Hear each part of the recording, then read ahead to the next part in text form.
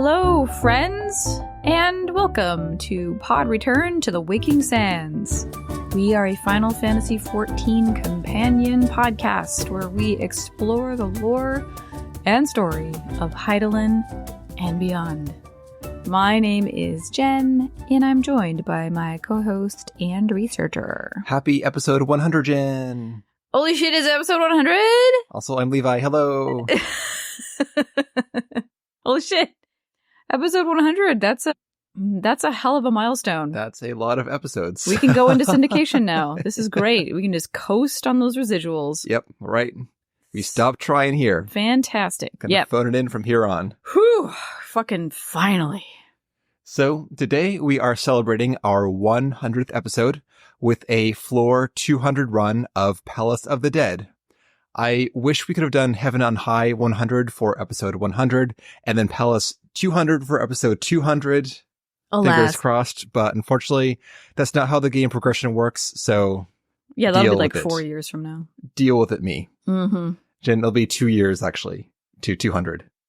No, we will not be at Heaven on High.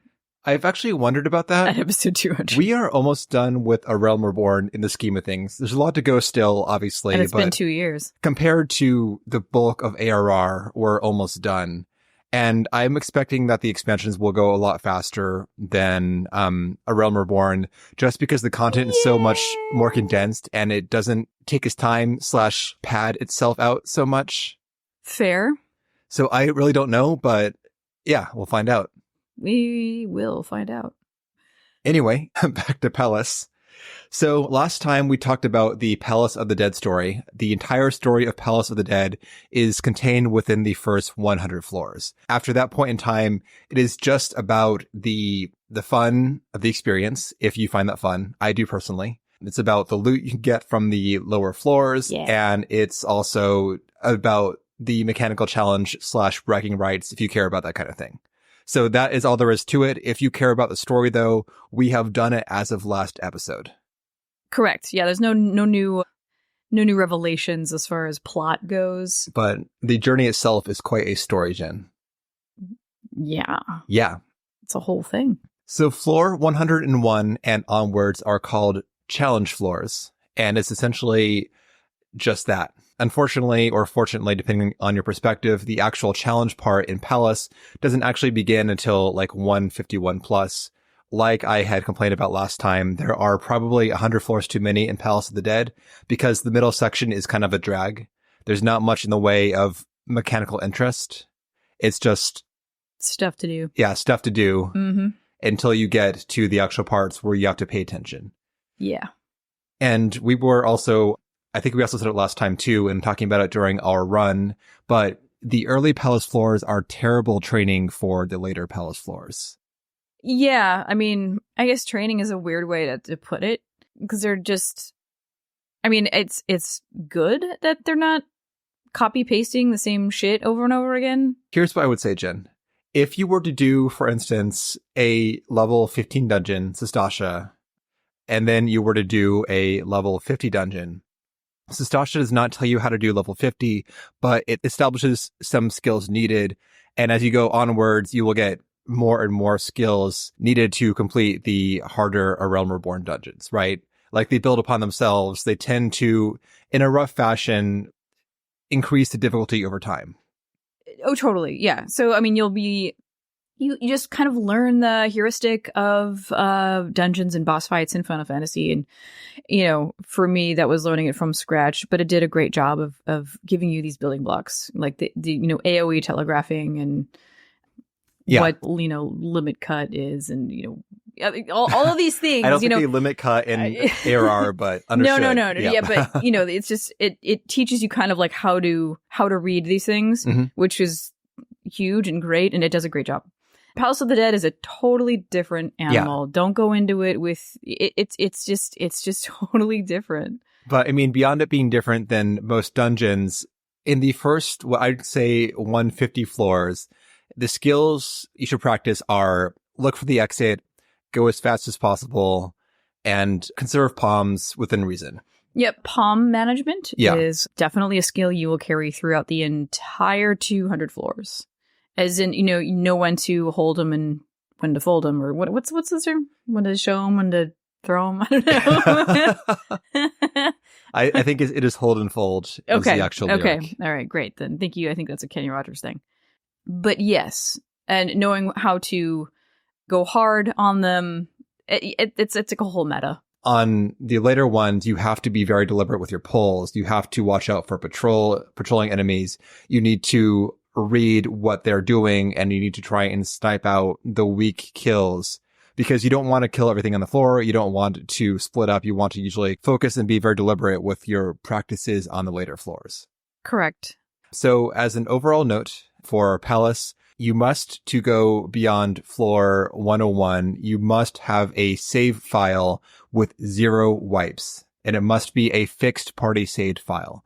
So if you are just queuing up with whoever and getting through the first 100 floors, you cannot advance that kind of randomized match file beyond floor 100.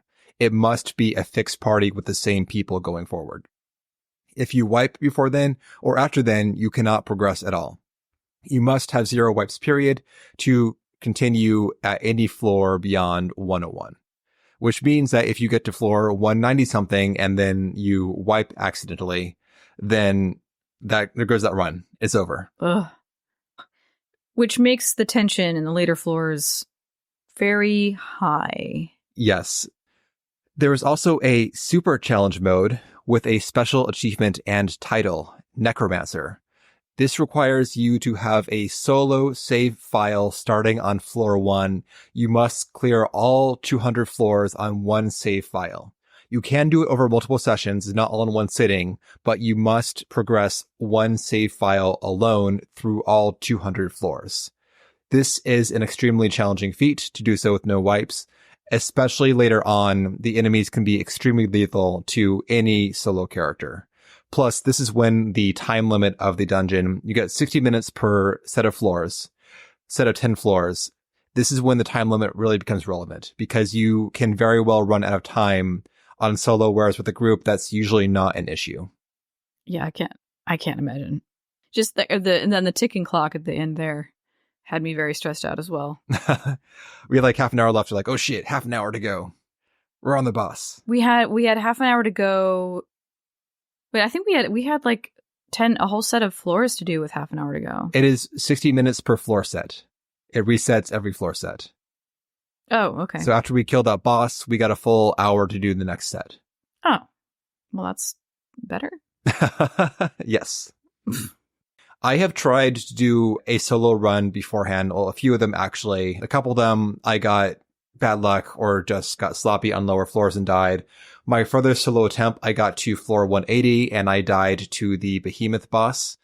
That was very demoralizing just because the thought of doing the first 150 floors over again was too much for me. Mm-hmm. Even solo, those are not challenging. It's mainly the challenge is just to not be sloppy because of how long it takes. Yeah. So I did not have in me to do another, like, this is like 8+ hours to get through this stuff just to get to the challenge floors in the first place. So anyways, I did not have in me to do that again. So that is my furthest solo progression so far. Floor 180. It's pretty good. It's pretty good, but also it was very, I guess, additionally demoralizing too, because the behemoth mechanic, which we'll talk about when we get to floor 180 today, it is very finicky with the timing when you're solo because of his meteor mechanic. And like the thought of going to that again without being able to quote practice that fight and figure out how to fine tune the timing was also like, okay, so I don't even know if I could clear it next attempt. Right. Just because that soft enraged phase is very demanding if you're solo. Anyway, we'll talk about that boss when we get there, but that's my solo note. So the structure of today's episode is that first off, we'll be talking about some of the higher level strats to handle the challenge floors of Palace. Then we'll talk about our run after that. Then we'll do a brief debrief with the crew that ran this challenge set with us. And that'll be the episode. So here we go, Jen. Here we go. As we get into the mechanical deets, I want to call out an amazing Palace of the Dead guide by Magi. I assume that's the pronunciation, Maygi. You can find it easily by doing internet search Palace of the Dead guide. I will also link to it in the show notes. But Magi has done a fantastic job of putting all of the palace enemies, all the floor sets and so on in one comprehensive doc. I have used this very heavily myself when I was first going on Palace of the Dead because it will help to avoid some wipes and close calls with some of the more lethal enemies on the later floors. So strong recommend. Again, check the show notes for that link or just Google search for Magi Palace of the Dead.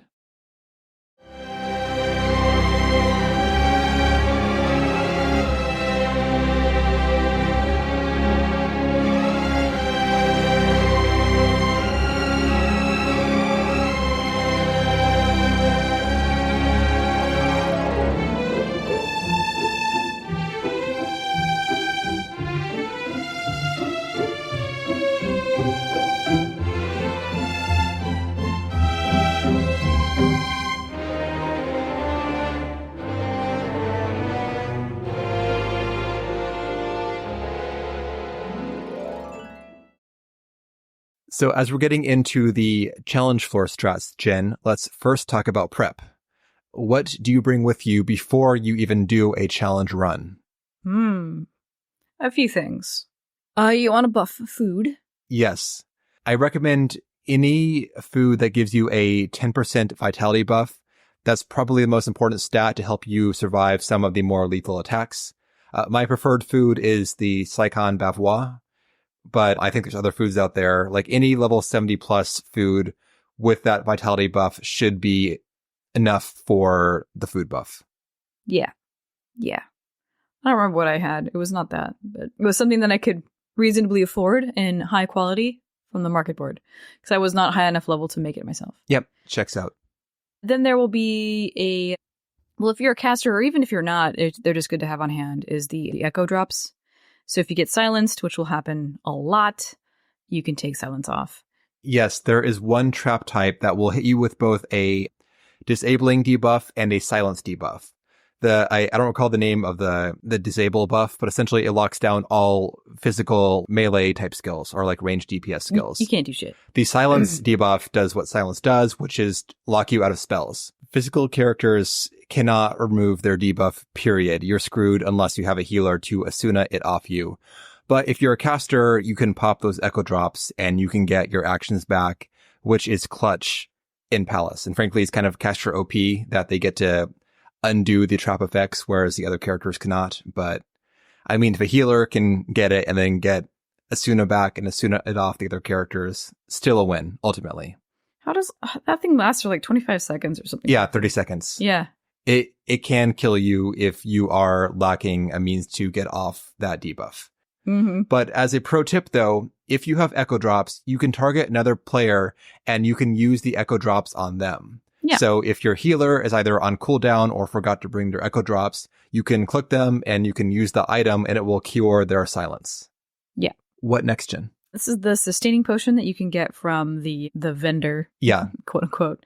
This is essential for solo runs and very helpful for group runs. This is a special Palace of the Dead only potion, though all deep dungeons have their own version of it. But this gives you a 30-second health regen buff. You have to, unfortunately, give up those sweet, sweet pot sherds to do it. Well, you get 20 of these for one pot sherd. Yes. So when I got my Endwalker Deep Dungeon solo clear, I chugged like 300 plus potions on my run. It's just nonstop. Pretty much. Mm-hmm. You need a big pool if you're going to go solo. 20 will not cut it. If you're in a group, though, like 20 to 40 will do it for you.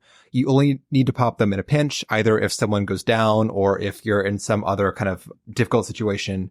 In general, though, you don't need to use sustaining potions for a balanced party. Yeah, I the only time I had to use them was kind of hilariously in the earlier the pre 150 floors.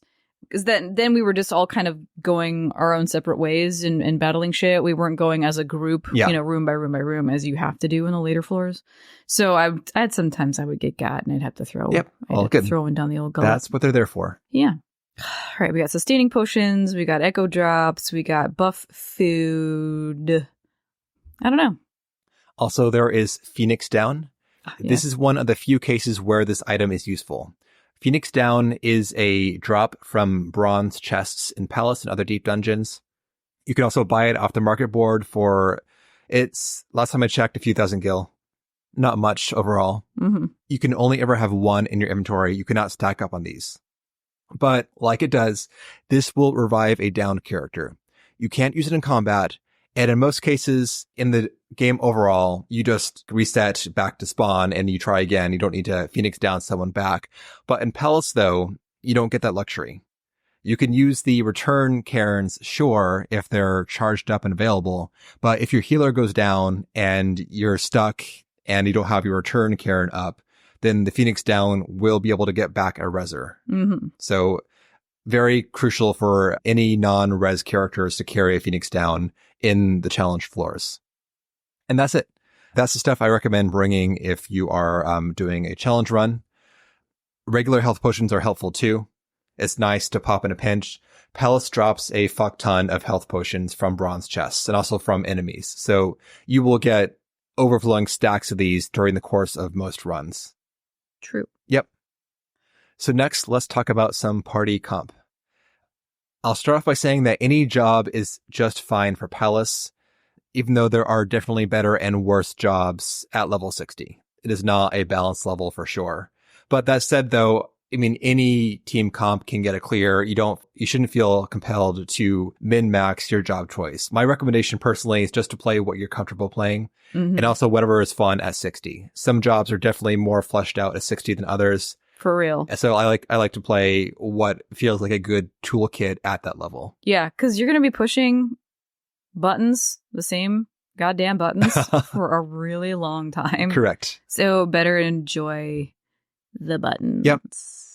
You can also complete a challenge run with any mix of roles. Again, any job can do it solo. I think Magi has done every job except for Astrologian solo, so it's possible. Jesus. Right. They are dedicated. Point being, though, is that you don't need to have a balanced party. You don't need 2 DPS, 1 tank, 1 healer to get it done. Though it can help, especially for newer players. It can make things a lot easier having that balance of skill sets. My personal favorite is to run with 1 tank and 3 DPS, though that requires everyone to have their own region potions and know the dungeon somewhat. Because you just get that much more DPS having a 3rd DPS. It just means that you don't have that healing cushion, and you just have to be a bit more on top of the mechanics than otherwise with a healer. Right, yeah. Because you'll get floors with a debuff that prevent regenerative healing. Yep. And that's where the potions come in. Yeah. But I have done some all DPS runs, and I will tell you that they kind of suck because with no one there to hold aggro, the enemies will bounce all over the fucking place. Oh, yeah, and it's a nightmare nightmare. Yeah, it's like a yo-yo or like a bouncy ball. Yeah. The way they act. Being able to predict movements and where their AoEs and cleaves and shit are going to be is definitely huge. Yes, absolutely yes. But again, that's just my preference. It's not by any means the way to do it. As a final note about that, in Palace and other deep dungeons, you do not need to care about positionals. There are no positionals in Palace. That means that any angle from an enemy does the same damage if you're a melee DPS. You don't have to be on the flank or in the back. So nice. Yes, it is nice. Also bad that habits. That goes for boss fights too. But yeah, every fight, every enemy is the full circle. Yeah, I was popping True North for a while, and you're like, what are you doing? Yep. Like, what do you mean, what am I doing? Scrub. God. Everywhere is True North, Jin. It's great. Yeah. Good. So that is the prep before going into Palace. Next, let's talk about some habits while you're inside. The first thing I want to talk about is stealth. In general, you don't want to full clear floors, both because of the time it takes and also because on later floors, enemies are very dangerous. You can skip a lot of fights in Palace by using stealth mechanics. This is one of the few areas in Final Fantasy XIV where this actual mechanic matters. So enemies use 3 types of detection in this game. Each enemy can detect you by one of these methods. There is sight. There is a actually fairly narrow cone of sight that the seeing enemies see through. And if you're not standing either on top of them or directly in that sight cone, it's invisible, but it's still there. If you're not in their line of sight, they will not see you. You can go 3 feet away from some enemies and they will not know you're there because you're not in their sight. Mm-hmm. These are the easiest enemies to sneak around. In general, there's kind of a heuristic for these guys, which is that most enemies that seem like they see dead ahead have sight type vision. So you got like your predator creatures, your humanoids, and so on. These guys generally have sight-based detection, not always, but most of the time. The next method is sound. If you move at all within a medium radius of these enemies, they will aggro on you. You could sneak past sound detecting enemies, though, by using the walk movement type. So make sure you know what button toggles your walk. There weren't a ton of these. There are a fair few, but on the lower floors, it's often faster if the full party just to kill something than it is to have people do the walk past them. Yeah. Like in the later floors, I think almost all of them were like proximity sense. Correct. Yeah. So less heady there, but earlier on, yeah, we had a lot of those floor transitions where we're like standing on the teleportation orb and we're all like watching some enemy with their butt to us 2 feet away. Yeah. And like, you're stupid. Yeah. And like Jen mentioned, the final type is proximity. If you move it all within a kind of medium small size circle around these enemies, they will detect you no matter what. You just need to keep away from them if you don't want to engage them. In Palace, if they're on the far side of a room and you skirt the opposite wall, they will not see you. So if you see a guy on the far wall that is proximity based, you can pick the other side and walk right past them. If they're near to a choke point, though, you will probably aggro them trying to go past them as an overall kind of heads up on that proximity. And Magi's Guide has the detection method of all enemies listed there. So they'll tell you this enemy type detects you through this method. Very handy, again, if you're trying to learn how they work. Mm-hmm. So next up is Trap Talk. Palace is full of traps. Yes. In the earlier floors, you're kind of just running around, which is fine. You will get got by some traps, and that's how you'll get turned into a frog, and that's how you'll get silenced, and that's how you'll get blown up. Or that's how you will attract 10 enemies to your location all at once.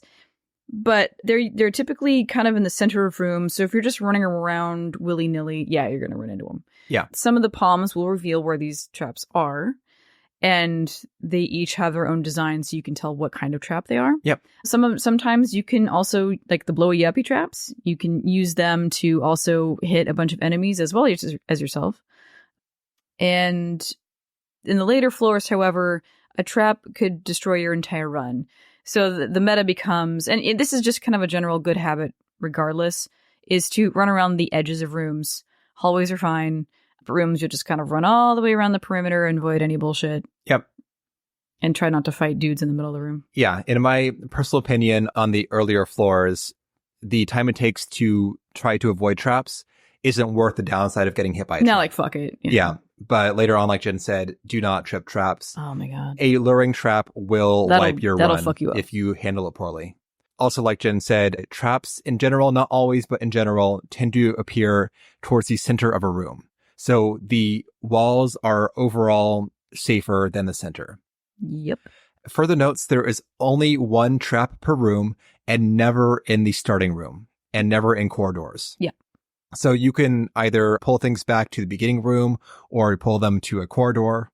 Or if someone set off a trap in a room, that room is now safe. Yeah. So if someone got frogged or whatever, you can then use that room as home base and pull things to there and fight them freely. Yeah, we were just consistently pulling things into corridors and finding them there. For the later floors, though, there are some enemies that have giant AoEs, and you want to have room to dodge stuff too. So having a safe room is super key to being able to dodge some of the more large attacks, some of the larger attacks. Yeah. In general, there are a few traps that I think are either useful or especially lethal. The other ones are mostly just inconvenient. So my favorite trap is the, what do you call it, the blow-up trap, Jen? Blowy-uppy trap. Mm-hmm. The landmine trap is my favorite. This is a trap which will hit everything in its proximity for, I think, 80% of their health. That is characters and enemies. Mm-hmm. So with sight up, you can ID these traps by their diamond-like shape and jagged lines. That is like a square rotated 45 degrees. That kind of diamond. Oh, you not mean a like diamond? Oh, okay. Not like the gem type diamond. It's the one trap type I make sure I can recognize because this is very useful. What I love doing, I love playing warrior in Palace, and I like to group up enemies and bait them onto a landmine trap and then set it off, use my invuln, use my self-heal, and then just like mop up 5 guys at once. Super good. Super good. Yeah. So Jin kept yelling at me for blowing myself up, but I loved it.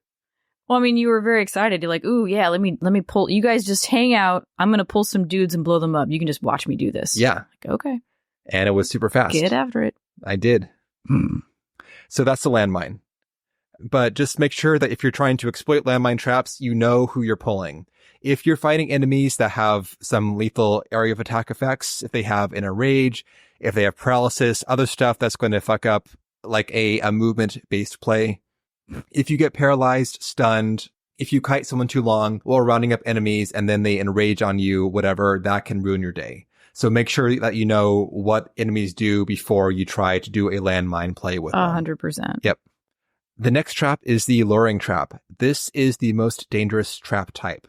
This will spawn 3 random enemies into the room where you trip the trap, and they will aggro after a second or so on whoever tripped the trap. This can easily wipe a group, especially on later floors. The safest way to deal with this, if someone trips luring, is to have everyone else bail from a room and let that person die. The mobs only aggro on the person who tripped the trap, so if you back up and let them die, the mobs will reset and just hang out in the room and do nothing until you pull them one by one. You can res the person out of the room into safety, and then you can start pulling them individually.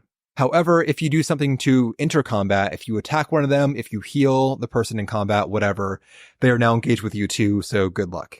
I will, if I see a luring go off, I will scan what spawned, look for any super dangerous enemies. If stuff there is manageable, I will either pull them or we'll do a witching or whatever. If the stuff there is going to ruin your day, then I will say just like lead them, let them die. Not going to mess around with like 3 Anzus or whatever if they spawn. Mm-hmm.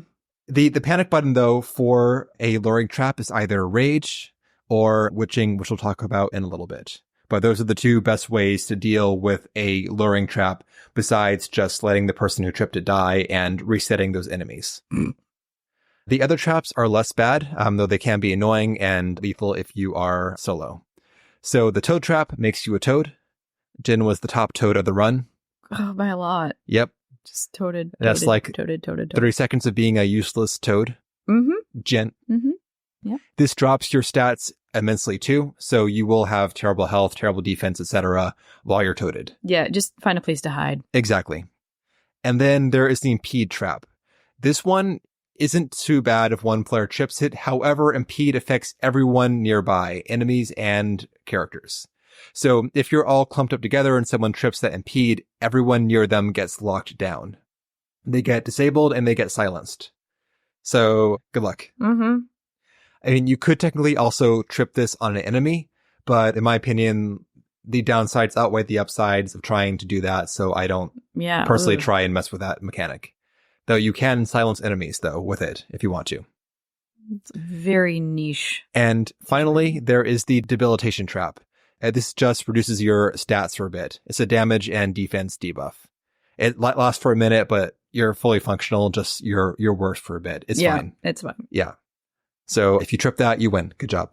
All right. Next up, let's talk about some floor effects. In Palace, certain floors will give you a persistent floor-wide effect, usually bad for you. On earlier floors, these are inconvenient. On later floors, these will ruin your day. You can get 2 or 3 floor effects on you at once, and there are some combos that are oppressive, if not deadly. All floor effects can be dispelled with a Pomander of Serenity, and you want to make sure that you manage these Serenity Palms carefully on later floors, as there are some combos that you need to absolutely dispel, and if you blow them on annoying debuffs versus killer ones, you might be in trouble if you get a truly nasty combo. The worst offenders of the floor effects are no items. You cannot use pomanders or potions or Phoenix Downs, items. Like it says. Items. This will ruin a solo run. You must Serenity this off on solo runs because you cannot use those sustaining potions.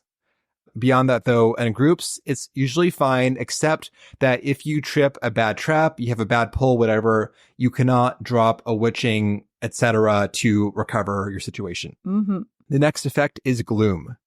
So Gloom is a substantial buff to enemy stats.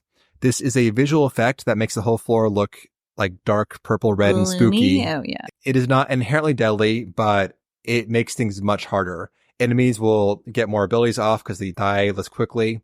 And if you combo Gloom with other effects like hit points down or blindness, those debilitating effects really add up fast.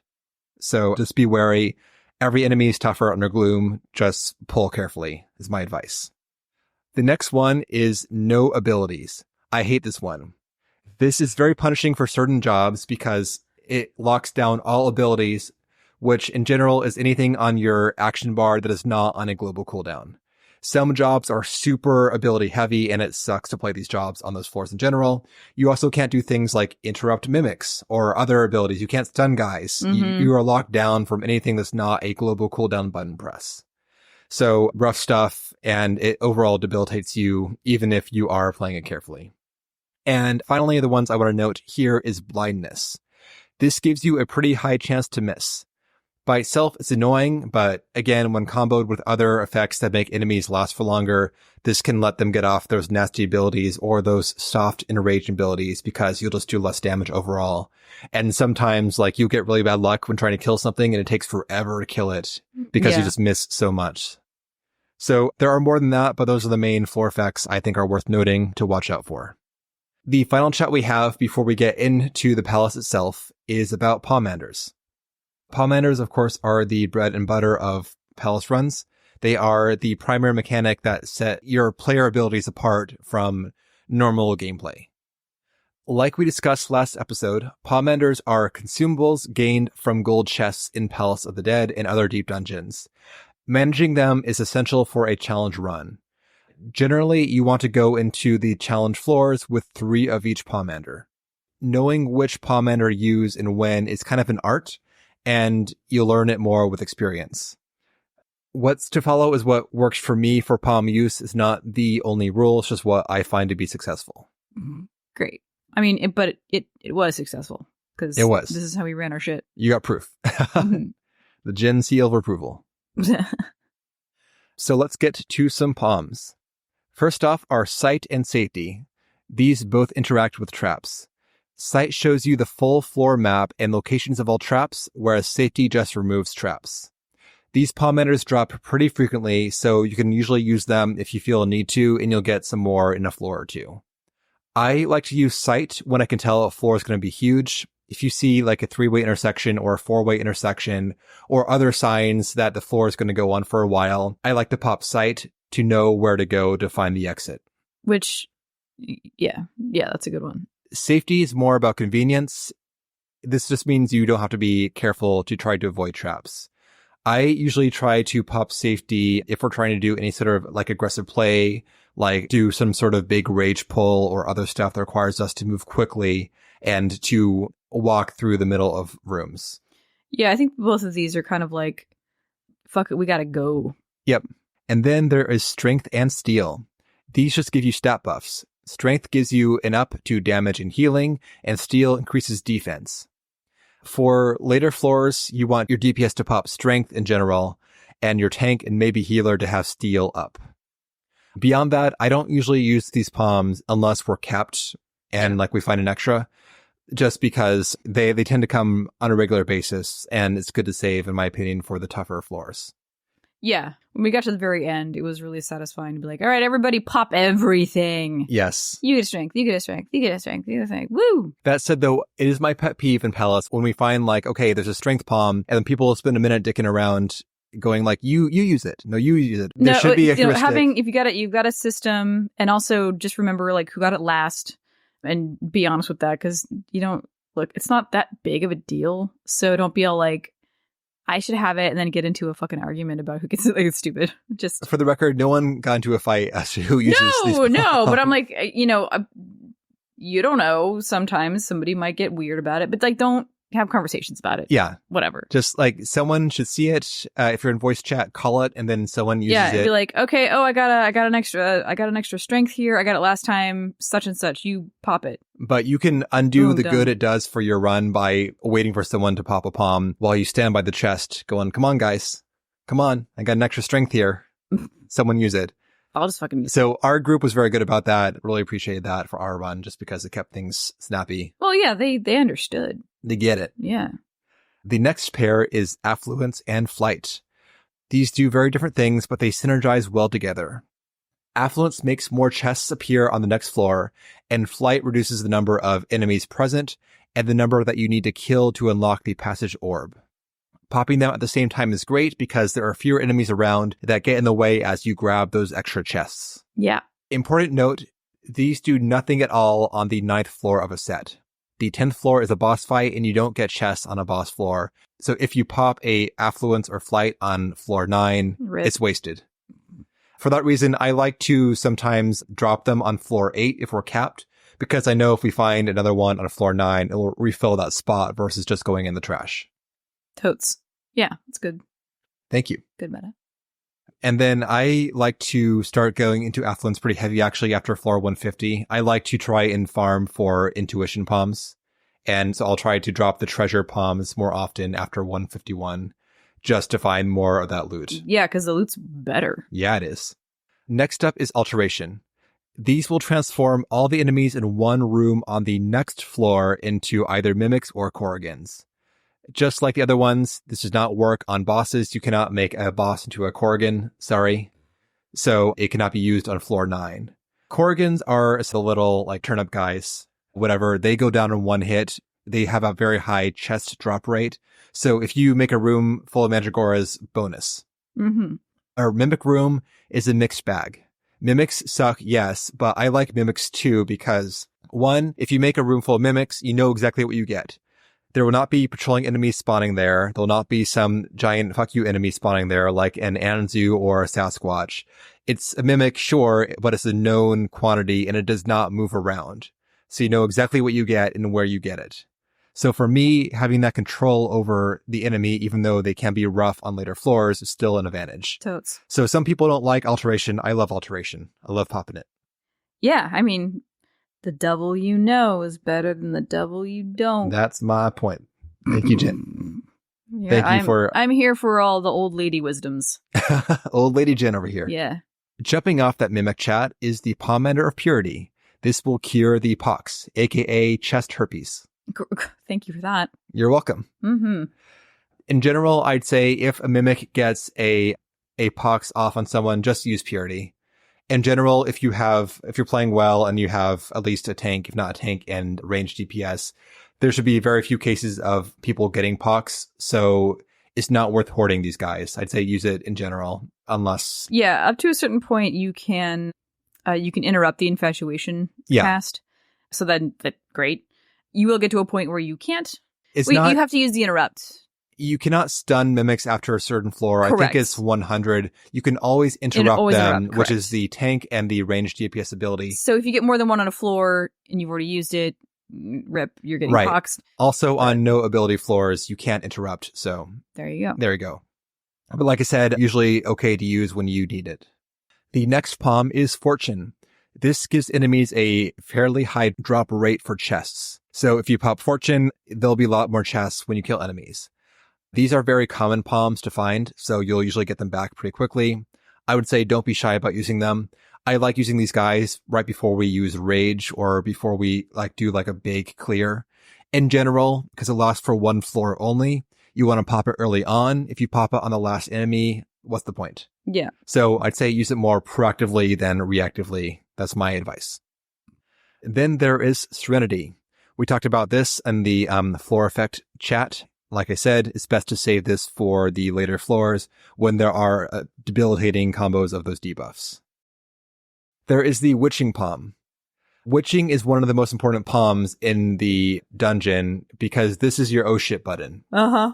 This will transform every enemy in a pretty big radius around you into some form of farm animal. You get chickens and frogs, the little, the green grassy guys. The green grassy with guys. the flower heads. I don't know. Whatever. Flower head. Regardless though, point being, it turns them into scrubs.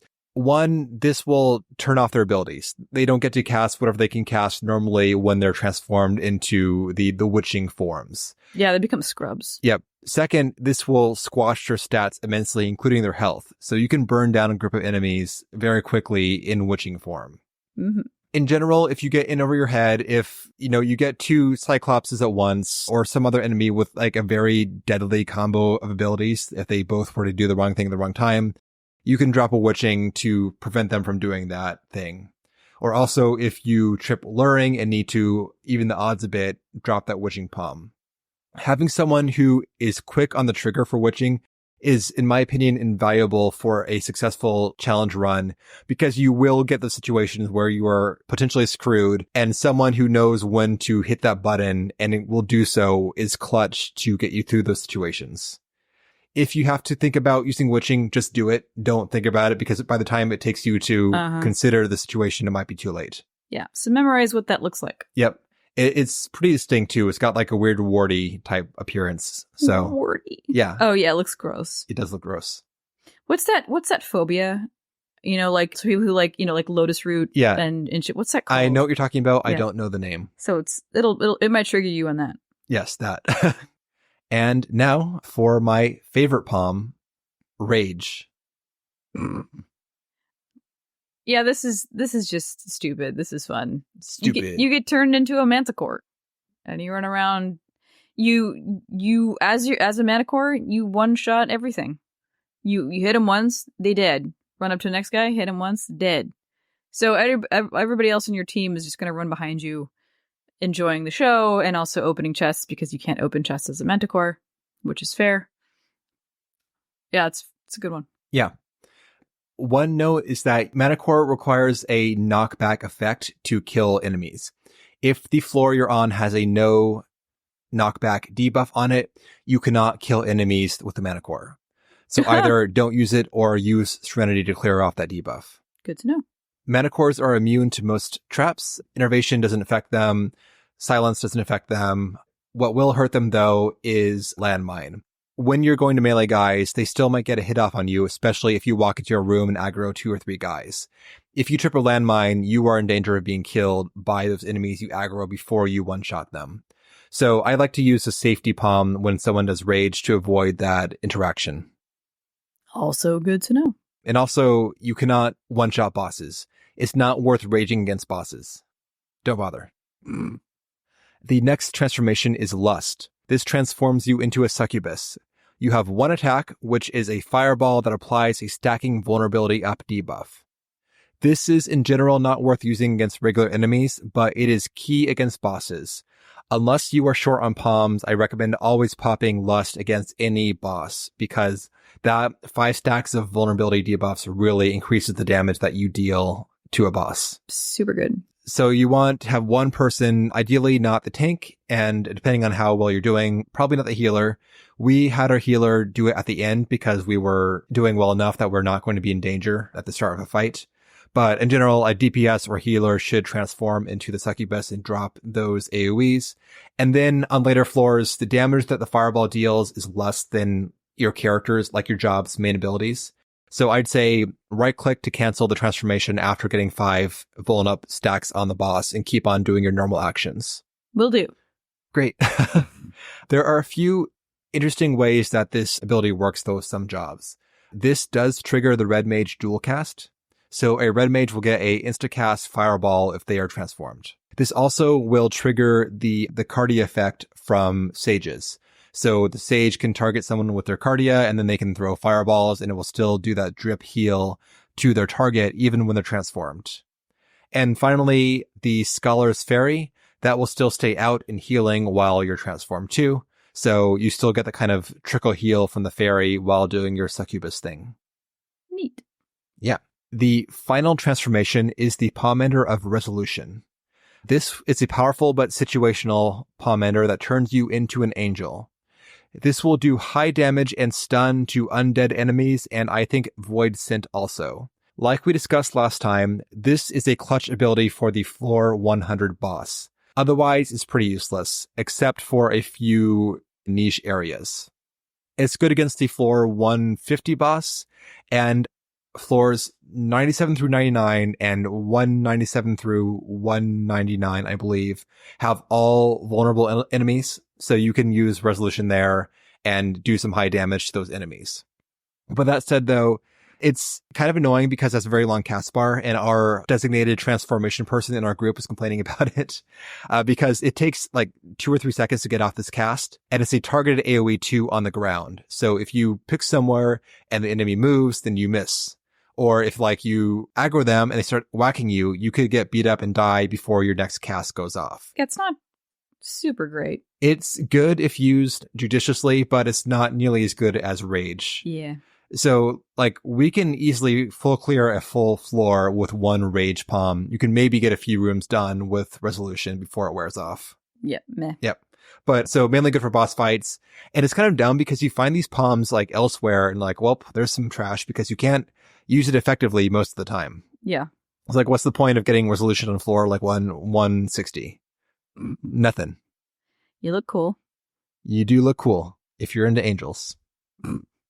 The penultimate palm ender is raising. This will resurrect the next character to go down. It's less useful though than you might think, getting like a free raise, for a few reasons. The first one is that that character who died will appear just where they died. So if they're by enemies, if they're in some effect, whatever, they'll be right back in the shit that got them killed in the first place. Second is that oftentimes someone might die because they missed to dodge an AoE and they got clipped by it and they got one shot, but the other party's still fine. So like, great, you got one person back, don't need to raise them, but like, what's the big deal? They saved you maybe 5 seconds and an insta-cast raise. So it's convenient, but not a big deal. It's just, it's insurance on Yes. a really, on later floors where shit started to get pretty intense. Raising, in my opinion, is best used kind of reactively. As in, if you're in the shit, like if you pop a luring trap or whatever, and you're being swarmed, your people didn't run away. Instead, they engaged, they healed someone, or they started to mash buttons on enemies and got into the shit, and you're facing a lot of tough enemies. One person can run away and they can pop raising. And when they die, they'll get re-raised. And then the enemies that follow them out of the room will path back to the room they came from. So it's usually best used as like right before you know you're going to go down. Popping it 5 floors early is not going to do much besides maybe give you like a quick bounce back if you need it. Hopefully only one person goes down. The final palm ender is the palm ender of intuition.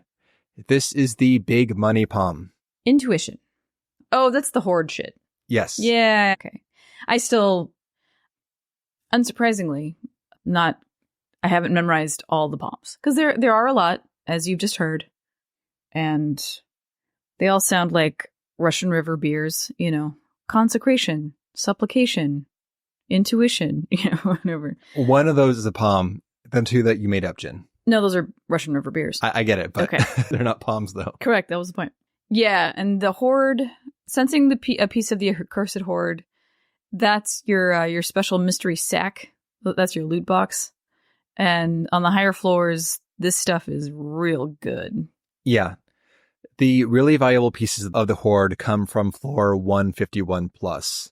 From there, you get gold sacks, and those can give you very high value items, usually going for like 100K minimum, up to like 10 million if you luck out. Uh-huh. One of our run members got the jackpot being that Night Pegasus whistle. Yeah. Mare Pegasus. Yeah, that. Yeah, and they were like, guys, I just got the Nightmare Pegasus. We're like, oh, it's going for like, 10 million on the market board, yep. Which sounds really tempting. But then they were like, but what would I do with that money? I was like, buy a cool mount. Oh, you've already got one. So yeah, they just ended up using it and They were very happy. Yeah, it's cool. It's super cool. So there is an art to using these intuitions. The horde on earlier floors is still good. You can still get valuable things there. Mm-hmm. Not as valuable, but still they're worth something. So like hoarding them to the very end does not make sense. You want to pop some. No, I got like, you get some sweet glam pieces on the earlier floors. I got a killer pair of leather pants that I'm rocking currently. I'm very stoked. And then what's the beach, the bikini, what is that? It's like the Starfire, Moonfire. Moonfire is like I think it's the festival. Moonfire. It's the Moonfire set. It's the white and the blue Huh. I'm Anyway. surprised that comes from Palace. I thought it came from the Moonfire Fair. Maybe both. I don't know for sure. No, this is how you get it outside of Apparently. outside of the fair. Yeah, exactly. So Jin got it. The Targa bottoms are going for Jin's gonna rock that lot. bikini. But yeah, like you know, you still get good stuff. Yeah. So anyway, do not hoard your intuition palms until the last floors. It doesn't make any sense. What I recommend though highly is to make absolute sure that you've got 3 intuitions going into floor 151. That I'd say is the cardinal rule. Beyond that, pop them as needed. And these are actually like a moderately high drop rate as far as like the palm pool goes. So you're likely to find 1 to 3 intuitions per floor set in general. So I'd say, again, don't hoard them earlier on. Just maybe on like floor 130 to 140, maybe start easing back on use and stocking up a little bit.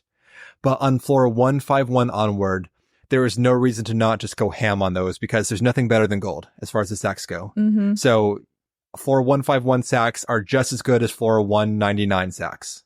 Bam. There's no reason to like wait for further floors. Yeah. So notes on intuition use after you hit 151. First off, you can't have 2 intuition buffs up at once. Intuition lasts until you find a piece of the hoard. So don't do the cardinal stupid rule, the stupid mistake of popping intuition when intuition is active. You just wasted essentially like a hypothetical gold sack. So check your current buffs, make sure that there's not intuition up before you pop intuition. Beyond that, I'd say in general, unless you are overflowing on intuition, I usually do not drop it after the floor 5 or 6 of a given set. The hoard has maybe a 30% chance to appear on a given floor. So if you pop intuition on like floor 8 or 9, you're essentially kind of lowering the odds you'll make good on that palm before you leave the floor set and lose all your buffs. So usually I tend to drop it as soon as we find a hoard piece on the first 5 floors, and then I'll kind of scale back until the next floor set and start over again. Jen's laughing at me. Math, yeah. Also, though, because I like to make that money, Jen, I tend to be a bit more reckless in trying to grab gold chests after floor 151. Like beforehand, you're like, great, I find extra strength. I'll do a bit more damage. Who cares? But after floor 151, you want those extra intuition palms. And we came out of our run with 13 gold sacks, Jen. Crazy. It was some huge fucking money there. Yeah. And that was in no small part, Jen, thanks to the greeting of all those gold chests, trying to find all those extra palms in the process. Yeah, I mean, you were like, okay, so in the later floors, we're going over our strats and whatever. We're not going to go into rooms we don't need to go into. We're not going to go after gold chests because that shit is dumb. But then in the later floors, you're like, all right, everybody stand right here. I'm going to go sneak over to that chest. Yeah. And I'm not there to fight, guys. I'm there to grab money. So and zoop in, zoop out. We got money. We got money. Yeah. You're welcome. So that is it for Palm Chat. That's it for my Strat Chat also. So Jen, let's see have further comments. Let's go into the actual run itself. Let's do it. Let's do it.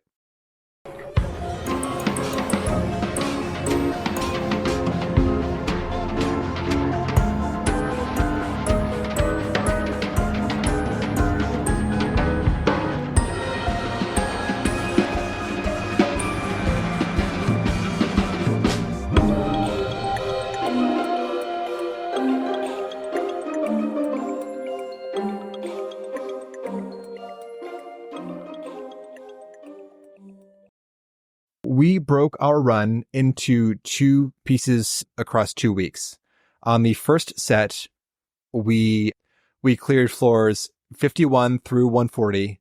On the second run, we cleared floors 141 to 200. Yep. I had moderate anxiety that someone's going to cancel on us at the last minute, pretty much saying, well, sorry, something came up, and it's like, well, shit, there goes our run for the week because it's always we can't, fear. Yeah, we can't proceed without having the full crew. I mean, that's the problem in general with Palace, which is corrected by the later deep dungeons, which is that it's so much content. It is mentally and logistically painful to run it all in one sitting. And if you're trying to do a pickup group and get them to show up again at a certain time later on, it's rough out there sometimes. Yeah. But having like social groups or statics, or there's also like a full-on deep dungeon Discord too.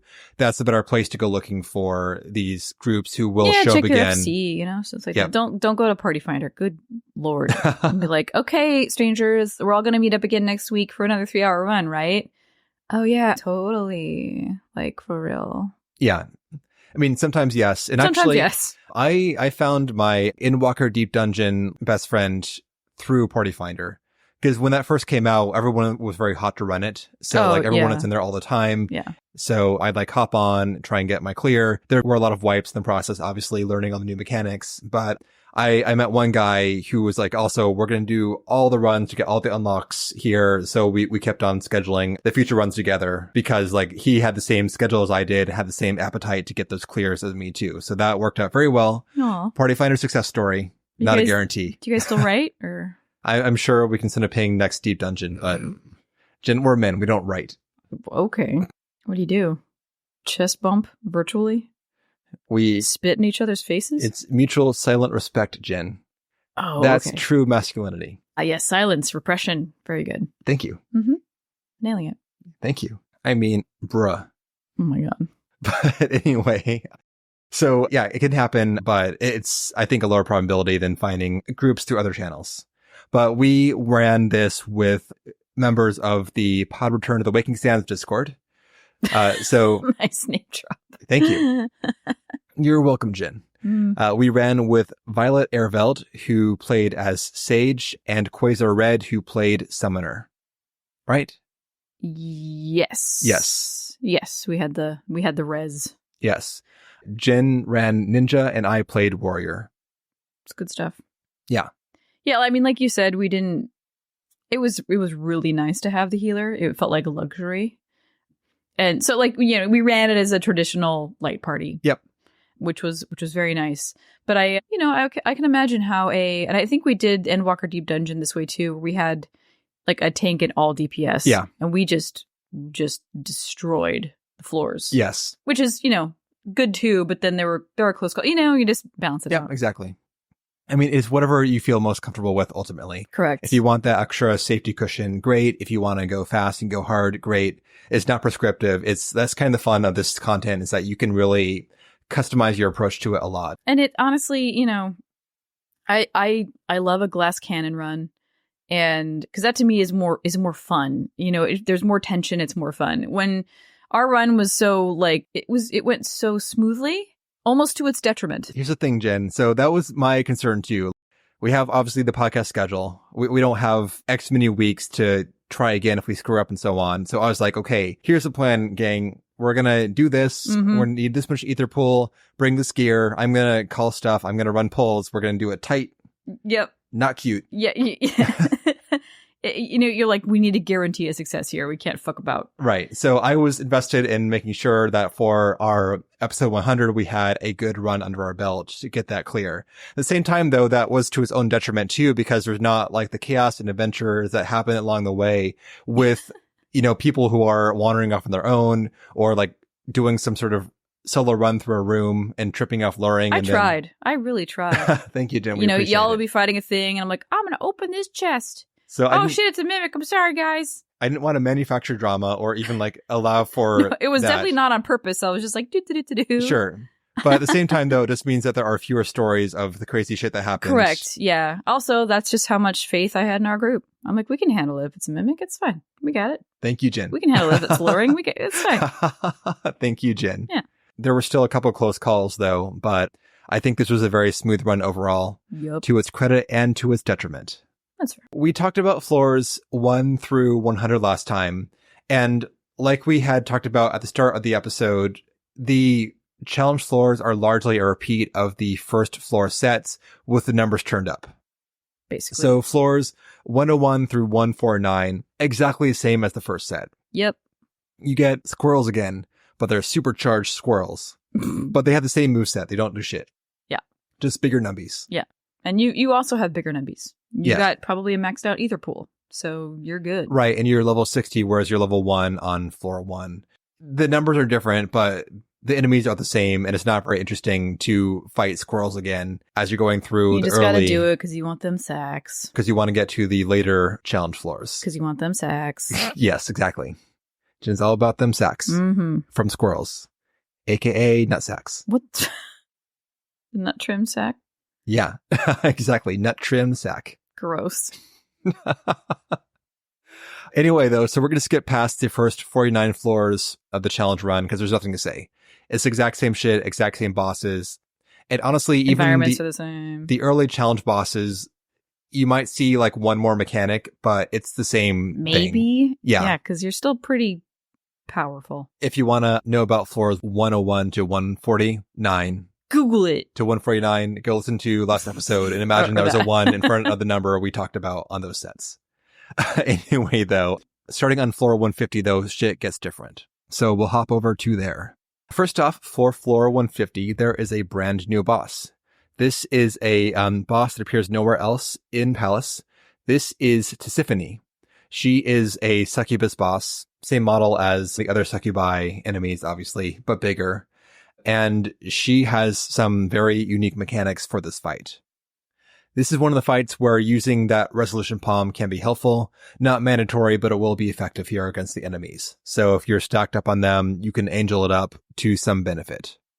So we did this super smoothly, but the main things that go on in this fight are Tisiphone is going to essentially summon in graphical enemies that will attack you. So they're not ads, you don't kill them, but she'll summon in gargoyles that do like linear cleaves, or summon in imps that do circle AoEs or whatever. Yeah. So it's you see enemies and they will attack you. It's not her attacking you in terms of the fiction of the fight. But there are ads that come out eventually. There are 2 types of ads. The first ones are the zombies. These will be crawling zombies on the ground, and if they reach a character, they will grab onto their feet and they'll lock them down, which means that you get damage from the zombie, plus the area attacks are going to drop on you too. So it's double bad. Double bad. So in general, you should have your range characters take them out. If you're melee, use your range attacks. If you're a monk, get fucked. Wow. Because monks have no range attacks. God, that sucks. Really? Yes, really. Bummer. Correct. Yeah. As a side note, these zombies are weak to air.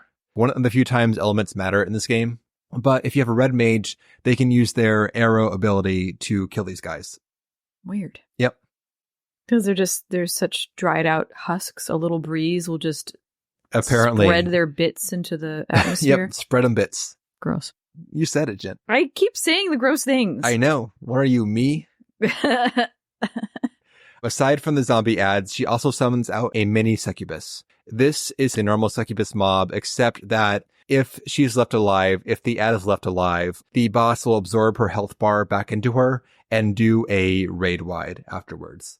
So in general, try to burn the ad if you can. In our fight, actually, we're doing so well that we had the boss down to maybe 5% health, I'd say, approximately, and just focus fired on her versus killing the ad, and we were able to get the clear and save those precious 10 seconds it would have taken to kill the ad. Yeah, fuck that. Yeah, fuck those 10 seconds. Busy. We got stuff to do. Mm-hmm. So did the fight, all good, no problem, and moved on to floor 151. This is the fun stuff. First off, there is a unique biome that appears nowhere else in the game except for floors 151 to 200 of Palace. Yeah, this is where you're no longer in a physical space. You're in some sort of either like a separate plane that is going through like severe entropy, or it's some other plane that is the beginnings of something. It's more like, I think this is more like extra death. Extra death. Super death. Beyond hell. Maybe. It's hard to say for sure how much of this is actually supposed to be any storytelling. Yeah. And how much is just more, let's go fucking wild with this tile set or whatever and just put that out there. Because this place makes no physical sense in the bounds of this rearranging labyrinth of Palace. We are now in this kind of snowy void. We're essentially in, this place opens up immensely. Normally, Palace is very claustrophobic. You can see maybe one room over. Yeah, you've got walls and ceilings, and you can't perceive the volume of the space. But here, the air opens up into this just snowy fog, and you can see 3 rooms over, depending on I like it so much. It's great. I love this so much. This is an amazing biome in general. It's so aesthetically great. Yeah. And also, again, the space opens up so much. So there's no longer corridors. There are just these open exposed stairways going through this snowy void that you can just look up and see the next room. You don't have to peek around walls. you can see everything. And it's so important as well for these challenge rooms to look down 3 rooms and say, okay, that's the exit portal. That's a Sasquatch. Fuck that direction. Let's turn around. It changes the gameplay entirely because it's so open and so visible compared to the earlier floors. Yeah. But beyond that, so we have here, essentially, you're standing on the series of either kind of suspended in space stone stairways or platforms or walkways or whatever. There are no guardrails here. It's just like open stone platform, open stone stair, or you're on like these floating islands that are covered in snow. And you can see like the snow kind of trickling off the edge. Whatever it is. Jen thinks it might be ash. It feels like snow to me. I'm not going to take away that truth, Jen. I mean, it could go, you don't know. I don't know. You're right. It's very cold. It's very monochromatic. Yeah, I read it as snow, but I can see it being ash too. That ties in more to the death thing you're talking about. So it's really very much, I think, up to dust interpretation. To dust, that whole thing. Yes. Beyond that, though, you've got these weird kind of Stonehenge type structures that are plopped around the area and dead trees. There are walls, in a sense, here that are kind of stepped back from these floating platforms that look like just kind of solid cascades, like almost waterfalls of this snow pouring down. It's gorgeous. It looks amazing. Oh, also there's like these carved stone blocks too in some areas on the walls that kind of poke out in like a checkerboard pattern of varying depths on the wall. Mm-hmm. So it feels to me, my read of this place is kind of like maybe the building blocks of this like labyrinth. It's like in the game Portal when you go behind the actual challenge, the maze, whatever, and see the rearranging bits. It feels to me like we've kind of gone outside of the palace and are now kind of in this kind of spiritual maker space that lurks beyond it. Right. We're in Unity now. And there's the stuff on the final floor too that makes me feel like that, which we'll talk about when we get to floor 200. But that's my take, is we're kind of, in like the spiritual maker space of Palace. Yeah, that's what it feels like. Yeah. Cool. Thank you, Jen. You're welcome. Anyway, so we're there. And this is going to be the one biome for the remaining 50 floors. Fortunately, though, it starts you off easy on terms of the actual mob types here. At this point in time, things will get a lot tougher, and you do not want to multiple pull things in general. You can, sure, but it's risky doing so. Not worth it, in my opinion. But here we get a handful of fairly easy mobs if you're in a group. Solo, they're trickier, but you get things like kind of wandering golems that will patrol between areas. You have the pot enemies, those big floating stone vases, essentially. And let's talk about the patrols, because that's new. Because before, the corridor spaces were safe. There weren't enemies wandering from room to room. There were patrols beforehand. Oh, there were? Yes. Okay, never mind. Well, that's what they do. The patrols will go from room to room. You are not safe. You need to watch out because they will fucking find you. You're not fully wrong, as in there are some floor sets with no patrolling enemies, but there are, in the earlier palace sets, there are patrols too. They're not all stationary. I guess we didn't care about them back then. That's the thing, right? Beforehand, it's like, great.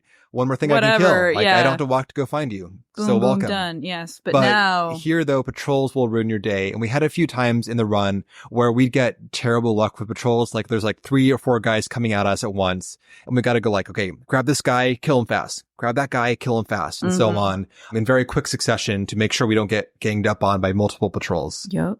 The golems will patrol. Other guys here are stationary within a room, though at this point in time, you're much more cognizant of the fact that enemies will wander around within a room, because if you're standing too close to like a room entrance, for instance, they might aggro on you if they wander too close to your kind of safe fighting space in the middle.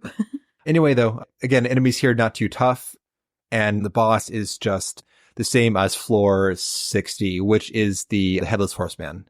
He's the one that will knock you back into the exploding orbs around the arena perimeter.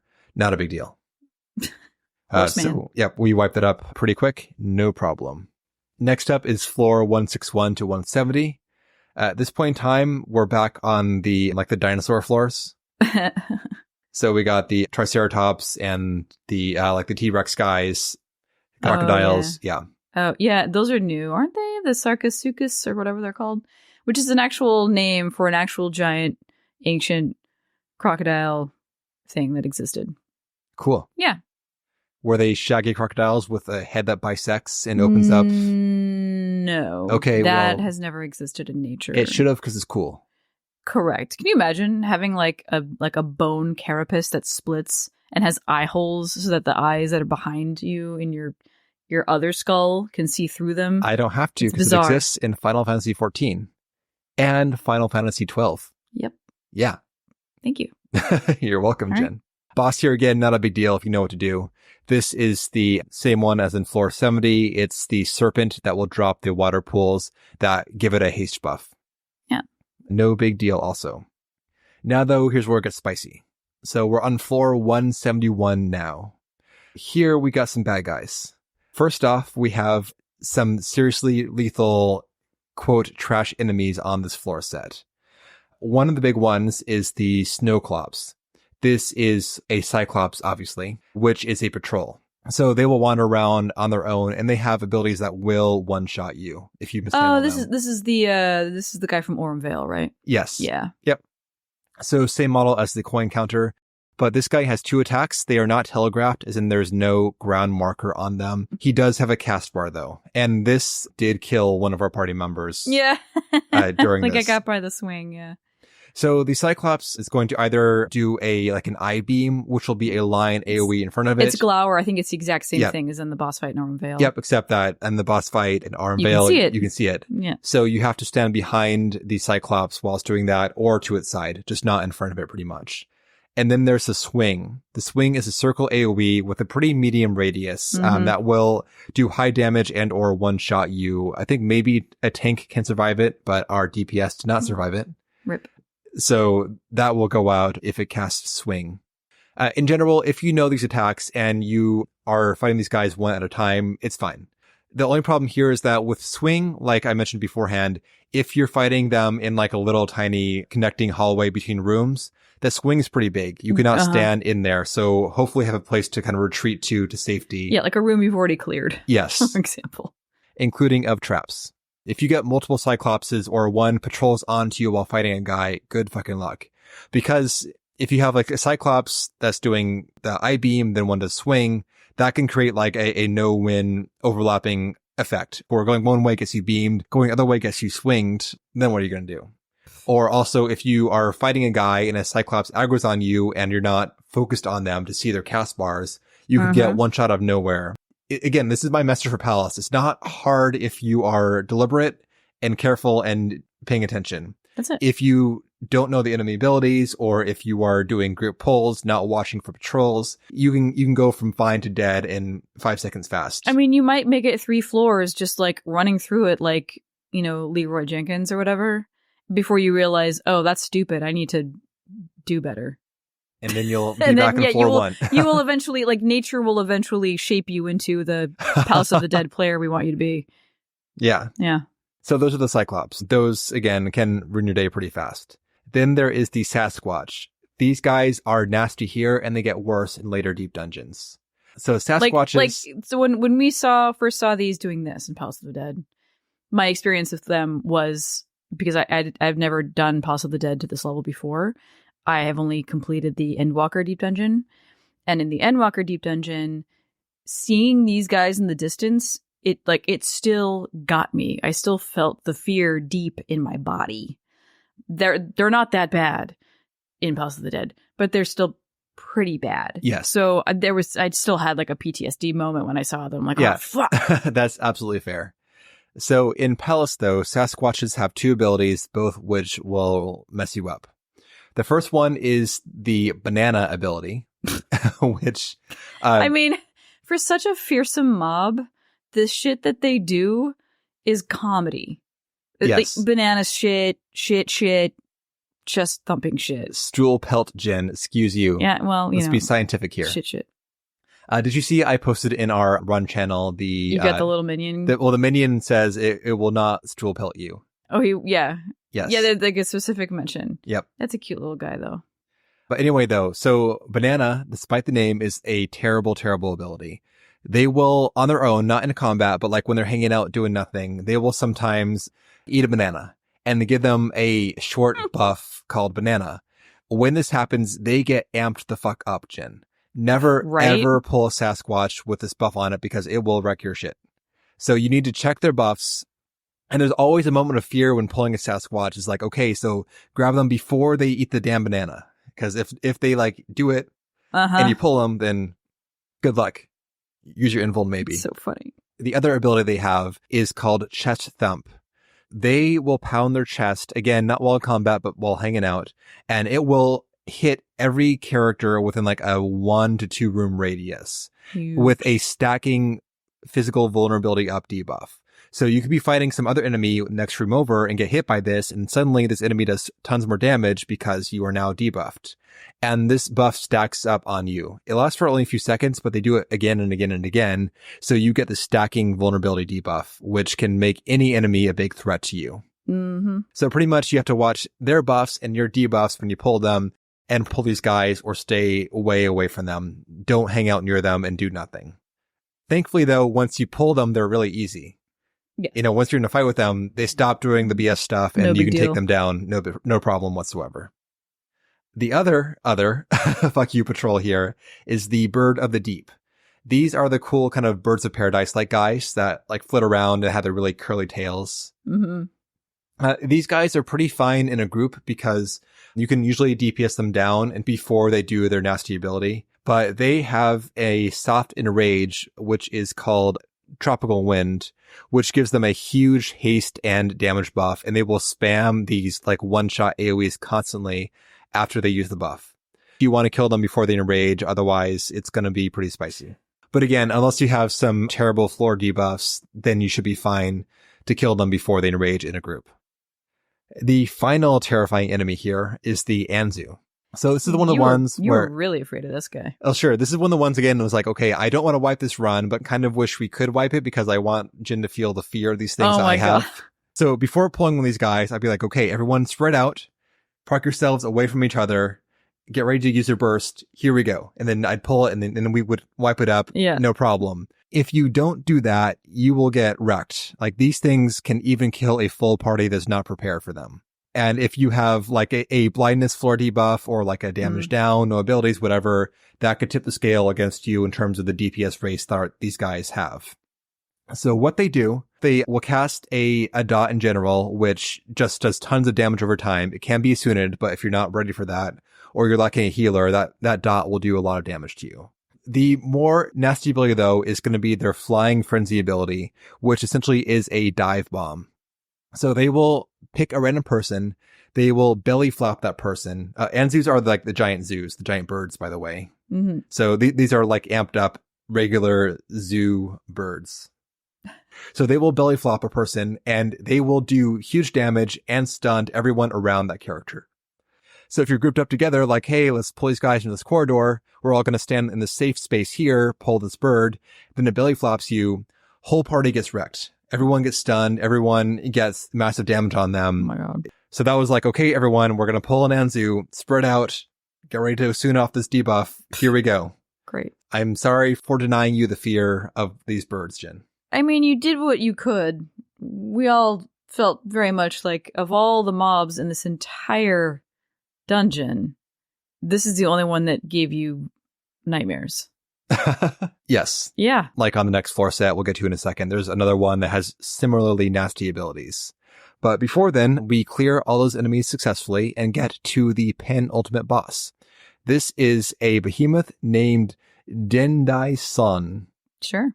This works pretty similar to the floor 80 behemoth, but is a lot nastier because of those numbers being higher. This changes the balance of the fight significantly because of that enrage at the end. So just like the other boss, it does the Charybdis AoEs. It does the trounces where you want to make sure that you're not far away because it's a cone AoE. So you want to be close to Behemoth to dodge the narrow part of the cone. And then also don't stack up near the Charybdis whirlwinds because they pulse out just like the other boss does. Whatever. If you're planning ahead, it's fine. The nasty thing here, though, is that at about 18% health, it will spam Meteor nonstop. This does around 90% of your health and damage unblockable. It just takes away that much health. And Behemoth will spam that constantly. It will cast Meteor over the course of maybe 5 to 7 seconds, roughly. And then it'll cast it again and cast it again and so on until either you or it dies. So I was like, okay, everyone, here we go. We're going to hold our burst abilities. We're going to prep our limit break and so on. And once we hit 18%, we're going to go ham on this fucking guy. Yeah. And we did. Yeah. And Jen was like, that was easy. Ah! Yeah, see? You know? Did it. But what you missed, Jen, was that before we got the kill, one meteor got off and our health bars dropped like a rock down to a fraction. I missed that. You did. Yep. Anyways, everyone did great. Like, everyone burst fantastically. That guy dropped so quickly after hitting 18%. It was great. But yeah, that was one of the ones I was sweating about, was pulling off that enrage kill without something going awry and us wiping. So good job, group. Good job, group.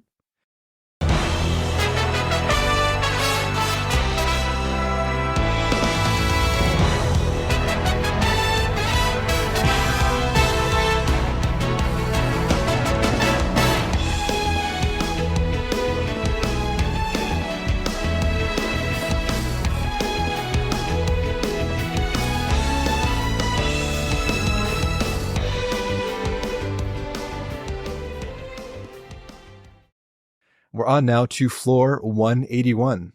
So on this floor set, there are a few enemies that can also mess you up pretty badly. The first one to watch out for is the worm. This is the giant purple worm, such as it appears in Cutter's Cry, I believe. Yeah? Yeah, but they're like a regular enemy type here. What these worms do is that when they're not in combat, they will just randomly hit you for damage. So you can't dodge it, you can't see it coming. It's just like whack. You lose maybe 10% of your health bar just for being in the same level as a worm. If you're near them, pretty much kill them, or at least make sure that you don't cut your health too close, because you can get hit for damage for no good reason while they're around. Once you fight them, they will do the sand whirlpool suck-in thing that the Cutter's Cry boss does, pulling everyone towards the worm. Then they drop a big attack right afterwards. The area of attack effect that follows the suck-in is huge, and you have to book it to escape it. And also that, of course, risks pulling in other enemies or also triggering traps, etc. That's the worms. Next up are the other worms, the crawlers. These are the caterpillar type guys. They are going to shoot out like this cone web effect that does slow debuff to everyone in a cone. Like, you were also like, don't stand in front of it.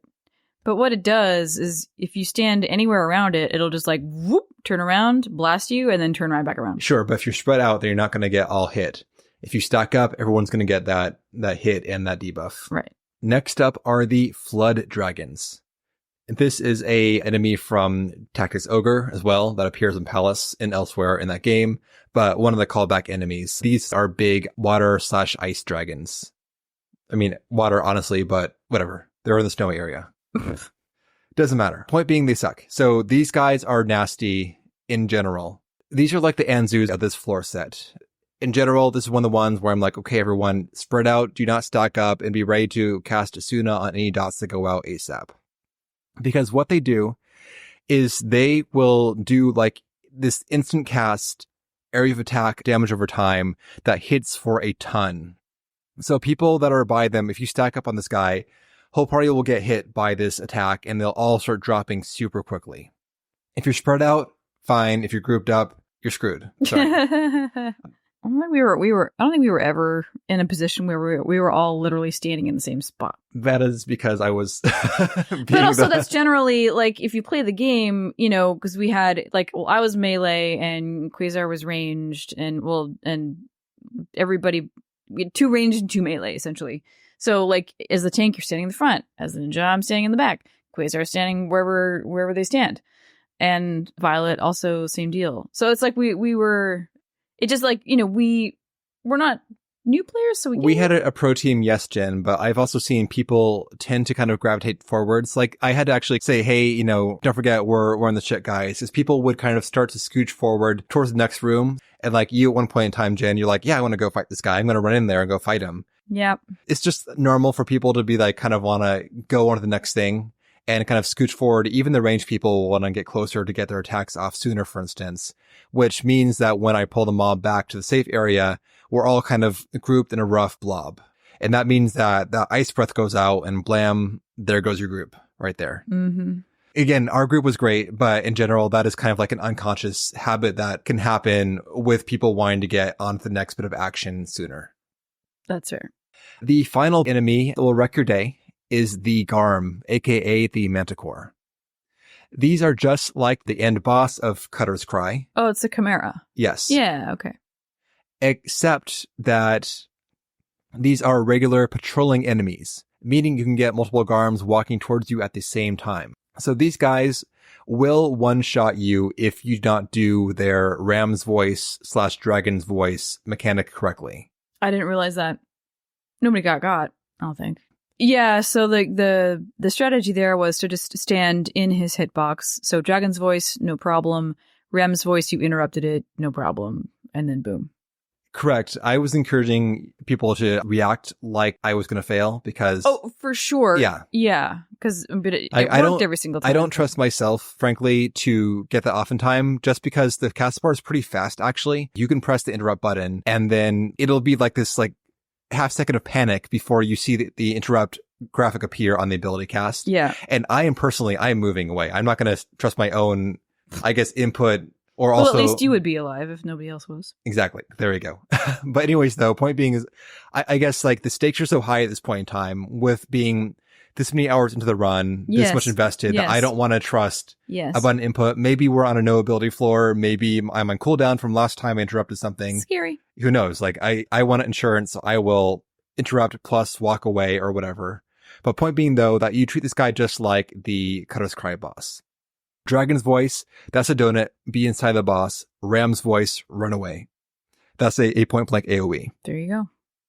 That's it. He also does, to fuck with you though, these dragon's breath type attacks, which are actually ground telegraph cones or whatever, easy to dodge. But at one point, I popped my interrupt when he did ram's breath. Because you see the word and you're like, exactly. Panic. So that's why, again, you want insurance. And you're like, fuck, well, that's done. Yep, exactly. This is one of those things where I'm scanning constantly for these guys because, again, they're patrols. So you can have this one-shot nightmare sneak up on you during a fight. They will sneak up on you. And if you get 2 Garms in one fight, if one does Ram, one does Dragon, good night. Yeah. Yeah. So, again, high priority enemy. You want to be scanning for these guys constantly. And if you see them, you want to make sure you know if it's going to walk away from you or you want to snipe it early. Yep. Sometimes it's best to just let them walk away. Yep. Yeah. Just let them walk away. Yeah. And that is it. Everything else is pretty easy. Those are the danger mobs in this floor set. The boss here is the Godfather. This is the cool twin to the Godmother, the floor 90 boss. This is the stave-puffed marshmallow crossed with a bomb enemy. Oh yeah, he's thick. Big, thick, blue, glowy guy. So this works just like the level 90 boss, except that they are palette swapped. So this is the boss where there'll be 2 bomb ads that spawn. One of them is a red bomb. In this fight, the red bomb is going to be the quote good bomb, and the blue bomb is the bad bomb. Essentially, the one that matches the boss's color is the one that you want to kill. The one that is opposite is the one that you want to use to your advantage. The boss itself is pretty simple. Essentially, dodge AoEs, take and spank, whatever, who cares? There'll be non-targetable bomb enemies that spawn on the arena and they'll explode. You just dodge the explosions. Again, easy enough, though. I think that some people had some hard time seeing the telegraphs with that biome. Not just Jen, but multiple people in our group got hit by the baby bomb explosions. Yep. In general, note that they could be sometimes hard to see those telegraphs of where those AoEs are, but watch out for those guys. Yeah, that's it got a little busy, so I was exactly. So that's the main group. And then he'll spawn the blue bomb ad. This will explode into a raid wide. Just kill it. Easy. Just watch for it to appear and then focus fire. It goes down fast if you focus fire. The other mechanic, this is the remedy bomb. This will be a red bomb opposite the boss's color. At the same time, the boss will cast a super powerful raid wide. He'll start to charge it up. So you need to knock the remedy bomb on top of the boss. When that bomb explodes, it'll interrupt the boss. If you fail to knock it on top of the boss will hit you for 99% of your health or something ridiculous like that. So pretty much is not a guaranteed wipe, but it's going to put you in a bad spot if you let that raid wide go off. There are 2 ways to approach this. One is that you designate someone as being the quote pusher, and they are going to hit that remedy bomb to knock it towards the boss. We were doing so well on our level 90 fight, Jen, that I was like, people stop killing the boss. Let's practice this bomb mechanic once. One is easy before we hit the shit later on. Yeah, so we could practice, pushing. And that paid off too, because we had, I think, Quasar in charge of pushing, and he's like, oh shit, that went pretty far actually, when he hit the bomb. Yeah. So it was good to get a feel for how that kind of worked when the stakes are lower. Indeed. So here, though, like I had double insurance because in Magi's Guide, they have the diagram of where the remedy bomb will spawn.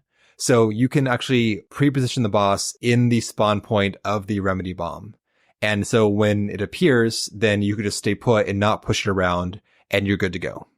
And that's what happened. Yes. Yeah. However, if someone uses an AoE, like summoners are a big danger here, other classes as well that have AoE attacks in their single target rotation, like Paladin, for instance, has one of those, that can hit the remedy bomb and push it away from the boss and ruin your day there. So anyway, no one did that. That was great, but just stuff to watch for as you're so close to the end. Like wiping hero would be devastating. God, can you imagine? I can imagine. Yes, you can. Yeah. Jin's sick of my shit. I'm saying you can't imagine because it happened to you. Correct. Yeah. We are now on to the final floor set, floor 191, Jin. This is the place where you need to be extra careful. Because one misstep can take all that progress and throw it in the trash. And the enemies here are very difficult. They got stuff going on. To counter that, though, this is when you no longer need to worry about conserving palms for the future. So at this point, it's good to always have some plan with your palmanders to clear a given floor. So for instance, we just like cakewalk the last 3 floors in our run with Rage. Pop Safety, pop Rage, cut a path through the whole floor, one-shotting guys, nonstop, easy. Which bypassed some of the most difficult enemies here. Oh, that was great. Yeah, like, fuck it. Rage again. It was just like, it was very satisfying. It went by really, and also the clock, I don't know. Apparently we had way more time left than I thought. Because I was feeling very much like we were going to get kicked out of the instance. And so I was like, no dilly-dallying, let's just go. And that's a good way to do that. Yes. I mean, either way, the more time you spend, the more chance you have of things going wrong. Either enemies spawning on you. No. Or, yeah. Get the fuck out. Do the bare minimum. Get the fuck out. Yeah. And get them golds. Well, if you want to get golds. I do. Thank you, Jin. Okay. So use your flight palms to make the floor super easy. Use sight to see all the traps. Use your strength and steals as well, just to give yourself that stat buff. Just use those palms. There's no point in keeping them beyond floor 199. Yep. Use it or lose it pretty much. You will. However, on this set, actually, I regretted this personally. I made a call that got us very close to wiping here. Uh-oh. So we were fighting one enemy type and trying to use the resolution palm to group up and kill a few of the undead enemies quickly. Yes. The enemy in question here, they are the knights, which just look like regular ass guys in full armor, but these are very nasty because they do this giant point blank AoE, which looks unlike any other telegraph in the game so far. It's not like that kind of orangish circle. It is like a hazy red thing, and people had a very hard time seeing this AoE apparently. Oh, yeah, because it's a giant donut, right? Yes. Yeah, so, correct. It doesn't look like a traditional, it's not a bright orange glowy thing. It's actually a really large donut, and then this hazy red foggy weirdness on the outside.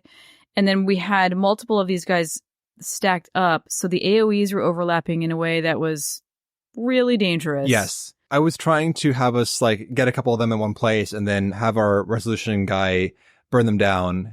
However, unfortunately, because of that mechanic, there was still a safe space that was more of like an oval than like a circle. However, between that kind of overlapping donut AoE issue plus the long cast bar on the Revelation Angel attack, plus apparently some people had issues kind of picking out the red AoE marker from the basic ground color, which fair, it looks less clear than you would think. Yeah.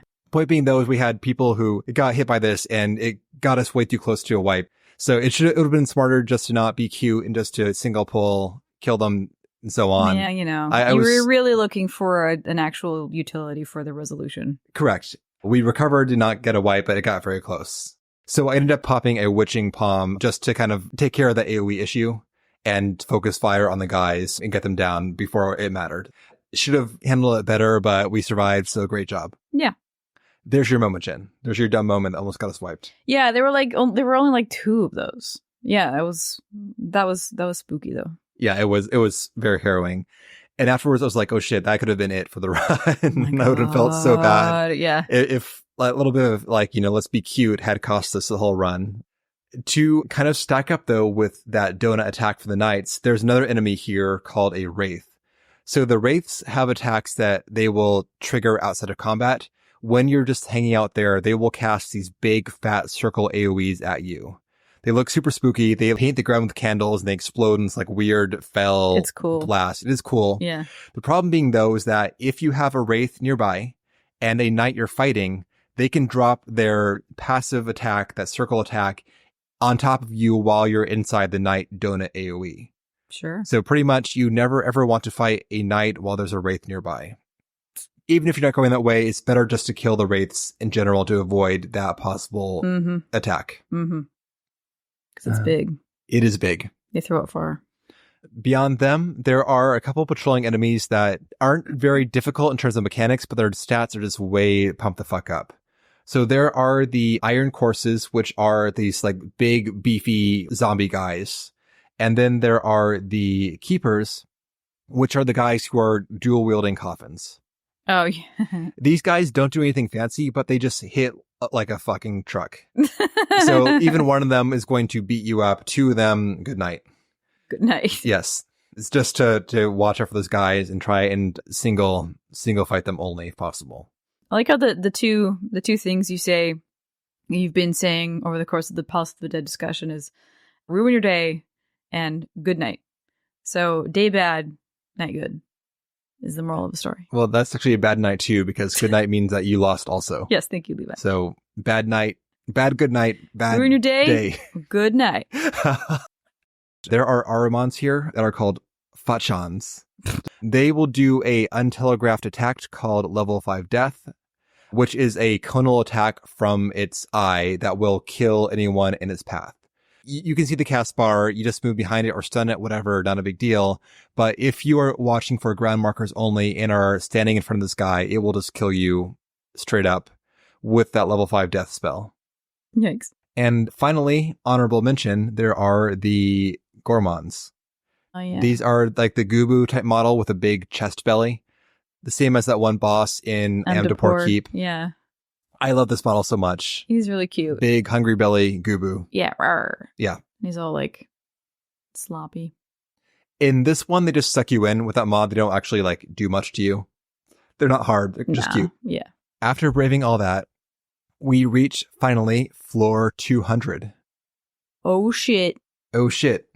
You step through the gate, and if you are new to it, it's a treat because you come through on the final floor of this giant run, and you emerge on this kind of peaceful, snowy mountaintop. Yeah, this is you're like, I'm outside now. It looks kind of like a normal gray winter day. But in the distance, you've got some very different looking ancient ruins.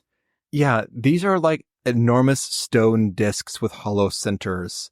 This is what makes me feel like we're kind of through the Matrix, behind the walls, whatever, of the place. Because there are these, they're not like placed deliberately. It feels like they're scattered around kind of carelessly. Yeah. Or they've like fallen over or something. Yeah. So it kind of feels like you're walking through this kind of, here's some spare massive discs that, I don't know, like prop up this place.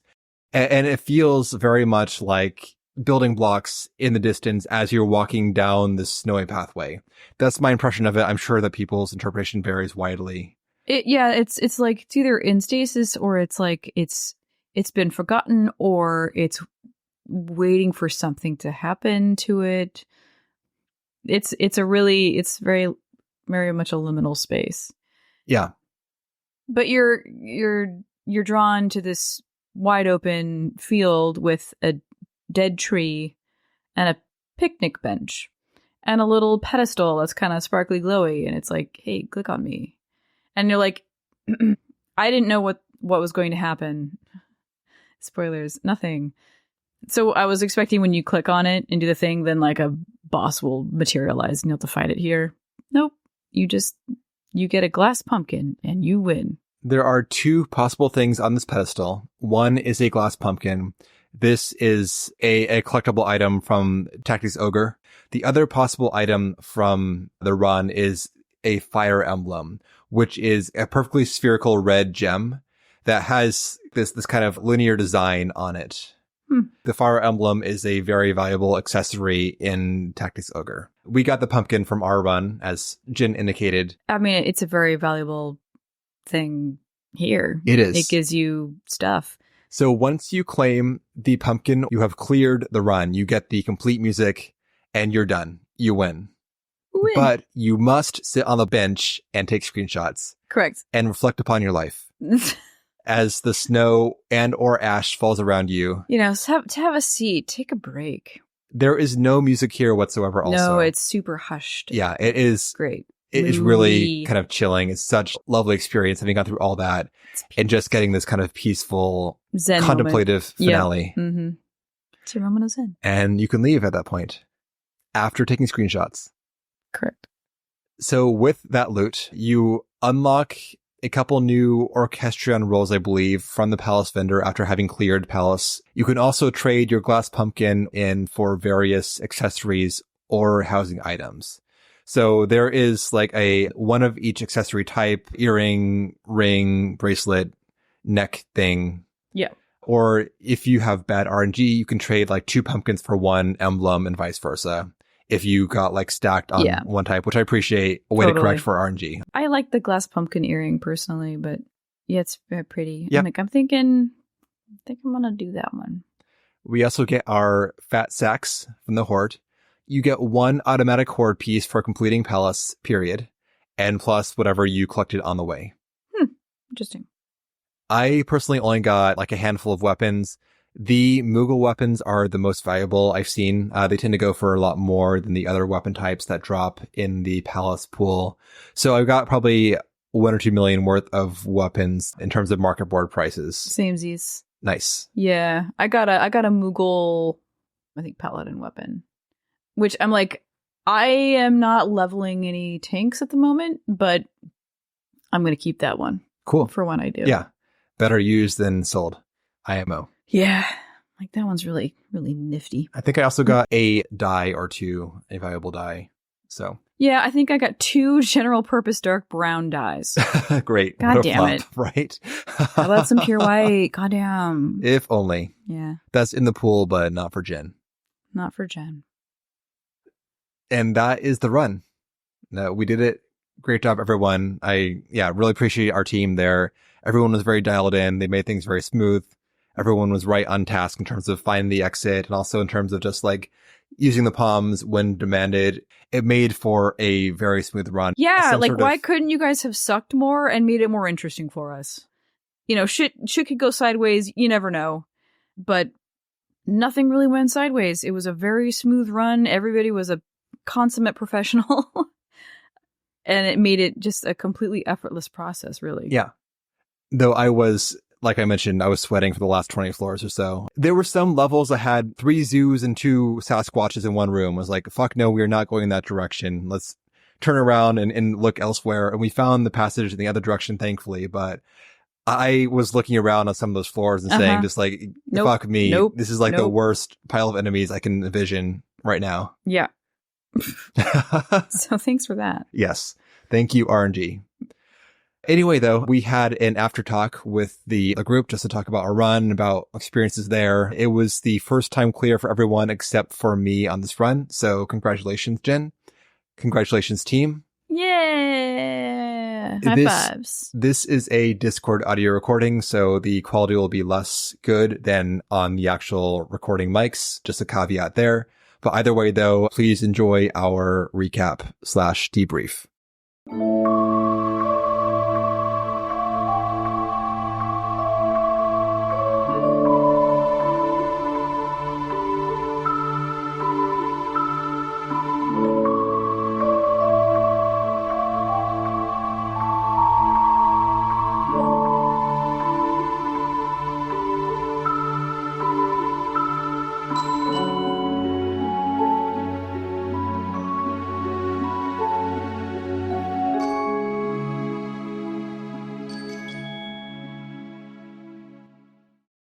Thank you all for joining us. Glad we got the clear. I was worried that we'd get so close, then something would wipe us, some bad luring trap or whatever, but no, we got it. I think we had a little bit of spice in the run. It wasn't that smooth. We had a hairy pull at the very end, so I think we had our flavor. Yeah, it was like between. I think the last 10 floors had the spiciest moments, which was actually surprising to me. I thought once we hit level like 150, it would be like, because my only real deep dungeon experience is, and that shit was just an absolute not a slog, but it's so painstaking because every single enemy you have to, there's like they all have very unique mechanics. You have to Yep. know all of those mechanics. A lot of them aren't telegraphed. I mean, so like these guys, obviously this is ARR content, and I think difficulty wise that makes sense. But yeah, I was just surprised at how Also, from the sound of it, easy we it were all was. pretty close to max or at max Aether pool, and so Yeah. that helps a lot too. For sure. For pellets, I'd say it's mostly about just not getting sloppy and you're fine. If you take every pull carefully and you work together, it's pretty smooth. If you go rogue or if you bolt through a room and trigger a luring trap or whatever, then it goes south very quickly. Yeah, it seemed So like coordination was the key for sure. Yep. I don't. Quasar, you have gone to floor 100 so far, I believe. Yeah, before this, that was where I stopped. How was your post 100 experience over these past couple weeks? Like last week, it was just more of the same, so it didn't seem that impressive. But yeah, those 150 plus fours, they look so good. I love just love walking through those. That was awesome. Yeah, Yeah, every deep same. dungeon has like a unique biome, but Palace is my favorite of the challenge floor designs. Violet, so you've gotten to floor 190 before, right? I wouldn't say yes. It was either the 181 to 190 spot or just like the first couple floors into the 191 to 200, somewhere around there. But I've done Heaven on High enough to get everything from it. I've done like 6 clears of it. Nice. I haven't Do you quite recall- got that far in the new one, but only because I just haven't taken the time to kidnap 3 other people. Do you recall what wiped you on your furthest Palace run before this one? If I'm being very frank, a couple of the guys that I was with doing really stupid things That checks out fully. because they were friends of a friend, and I mean they're okay guys, but they're not. They're a little on the sloppy side when it comes to doing stuff. Mostly That's what it about really Palace boiled run. down to. On my furthest flop, on floor 190 something, one of the characters encouraged the tank to just rush forward. They're going to pop witching and do an AoE clear of a room, which even with witching on, the health pools are very high at this level, so you're hard pressed to AoE things down in general. But what happened was that the tank ran forward into this room to grab the guys and tripped a toad trap immediately. So they had like all these guys aggroed, then got toaded, got killed, and then the enemies just kind of wiped the rest of the party afterwards. Oh my god. That sounds about Totally right. nihilist Oh. pull, but yeah, that was very annoying. That's what it usually boils down to when you wipe in those higher floors. It was something completely and utterly needless, and like, why did I do that? That was so stupid of me to do, or you realize as things are starting to go a little sideways that you hesitated on hitting a pomander for something. It's one of those things where like you spend so long hoarding them up for when you need them. The moment when you need them isn't like, it's hard for you to just like hit them Yeah. because you've been saving them for so long. Yeah, and I think over the few years it's gotten a little worse than that because with the changes to jobs, things die a little faster. Like, we were killing things faster than I remember killing them when I've had people who were all 99s. Well, for the group collectively, any standout moments for you all? Any pulls or enemies or whatever that stood out to you from this run? I didn't really like the angel transformation. I didn't really like that one a whole lot. The rage was much more fun.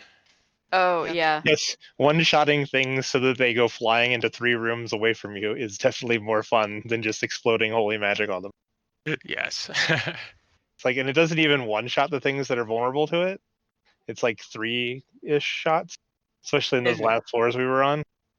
Yeah, and the cast bar was just so long. Yeah. So you pop it thinking like the same mindset of rage where it's like, no, I'm gonna blow everything up now, and then it's just like long cast time, badoop, long cast time, badoop. Resolution's weird because it's so useless for most of the run until it's barely relevant for a few fights. And you are doing more damage than you would do normally, but it's not like rage where it's one-shotting things, so you feel nice and uber. It's just a little bit more damage than you would be doing normally. It was like made only for the Nibeth fight. Like this is when that makes all the sense in the world and not a ton of sense elsewhere, I guess. Yep. Which is fine. Thank you for giving us that. But then we're tricked into thinking it has utility elsewhere. I mean, What it about you, does, but meh. How was your run, Jen? Yeah, like I said, it went a lot smoother than I thought it was going to be. And maybe that's because I had steeled myself ahead of time to it being, akin to your as far as difficulty goes. I guess that worked out. But yeah, it felt pretty chill overall. I think part of that was that power creep we were talking earlier. Yeah, it didn't feel like I was really in any danger.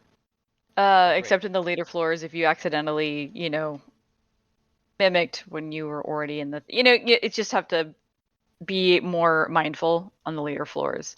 I tried very hard to have us all over prepare and also to be like, hey, here's how we're going to go.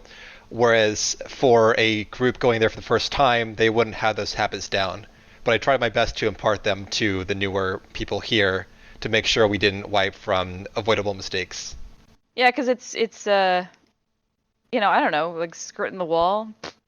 That's not a thing I would have thought of. But yeah, I was prepared for the worst, and it didn't end up being that Well, good. bad. It was not the worst. Still fun though. Got a lot of good shit. Did you get anything besides weapons, Jen? I got We came out with 13 gold sacks, which is a huge haul. Yeah, that is crazy. Yeah, I got a bunch of weapons. I got like an materia. I got the Edda minion again, and I got the Black Bosom Orchestrion roll again. What a bummer. Yeah. You can either get a mount or a materia. Level 5. So I did use the whistle, and yeah, this mount looks amazing. Nice. Which one is it? The Nightmare Pegasus. Nightmare Pegasus. Yeah, it's a black Pegasus. It has red hair, red trim feathers. Looks awesome. And the red that's in it is kind of like the red of the Palace that had weapons. Yeah, I didn't even notice that. Nice. Sweet. Also, something you might not have noticed is by clearing floor 200, it unlocks an extra Orchestrion scroll that you can get from Iuna Couture. It's called Notice of Death. It does take 10 postures, though. Yeah, that's a lot. But it is tradable. This is the only way to get it. I need more potsherds. Why were the potsherds so dingy? Yeah, we had like one. Jen, on my main character, I have some hundreds of sustaining potions, having gotten so many potsherds from successive runs. They will come up over time. Oh, sure. I was just like... When you don't have anything that you want from it, it seems like, oh my god, this is going to take forever. But then the next thing you know, you're drowning in them and you're just turning them in for 300 potions. What about you? Any notable moments from the run? Just that I didn't get to do my favorite thing as much as I like to, which is sleeping the patrols to line them up, because we were pretty timely in murdering everything. Sorry, we were too good. I am a weird duckling in that I really love the moments when you can use abilities like Repose. Even when it's sort of not a huge deal to use it, like, or to not use it. Like, a perfect example is what dungeon is that? Tamtara Deep Cross? No. The Thousand Balls of Totorak, that one. When you fight the Scorpion at the end, when he summons the two ads, you can sleep them. And one of my favorite things to do is convince the rest of the group to just ignore everything and murder the boss. And when they come out, I swift cast sleep one and then sleep the other one, and then we just murder the boss. Don't even fight the tail, don't fight the ads, just drop it. Oh, yeah. And I just wish there were more moments like that in this game, because so much anymore in like the higher level content is just pull everything, explode everything, move on to the next everything. After having played Warcraft some 10 or whatever years ago before starting this, I was like, okay, so we're going to have to go into dungeons and use sleep or whatever to keep things crowd controlled. But no, not a mechanic here. And I think they kind of meant for you to do that in some of the ARR stuff, but then they realized that the players were just not doing it because the players could get geared enough to not do it. And then they just sort of embraced it and said, okay, well, that's what everybody's doing anyways. So we can either fight them on it or we can just embrace it and let them have their fun. And I'm still kind of waiting for them to do a savage fight where there's some kind of ad that shows up in the fight that you have to use repose on it. It's like something I would pull. Yep. I was designing a fight. Yeah, you'd have to sleep it and then like sleep it in a specific place so it gets hit by an AoE to murder it or something. Well, any final thoughts or comments from anyone before we wrap up? It makes me feel like I could solo it, but that's super not true. If you saw how much my health was dropping, Jen, when I was tanking things myself with Violet healing me, when you're solo, you have to kite things because you cannot stay put and get auto-attacked, period. You have to make sure that you're running in circles, trying to avoid those auto-attacks from enemies, and that's for the ones that are easy. There are some pretty much impossible to fight enemies out there if you are alone. Yeah, the one set of floors where I warned everybody that they double auto-attack. Yeah. It is very possible if you're soloing that high on the floor that if you get auto-attacked and one or both of those auto-attacks crit, you just get one-shotted if you're not a tank. Also, kind of the pain in the butt with soloing it is to get the achievement, you have to go from floor 1 all the way to 200, and it just takes so much time. I've a couple times thought about trying it, but by the time I get to floor 30, I'm like, okay, I'm so over this. This has taken me like 2.5 hours to get this far. How long is, it's not something you can just like, oh, I have nothing to do this evening, I think I'll give it a whirl. You have to dedicate a lot of time to it. Do you have to do it all in one go? Can you not like stop and come back to it? Yeah, but it's still like the cumulative time. Oh, for sure. Yeah. I'm like, well, at least you can do that. Sure, but if you die to some dumb auto crit thing or whatever, then that's it. You can start all over again. 6 hours gone. Yeah. A bad time of hitting a frog trap.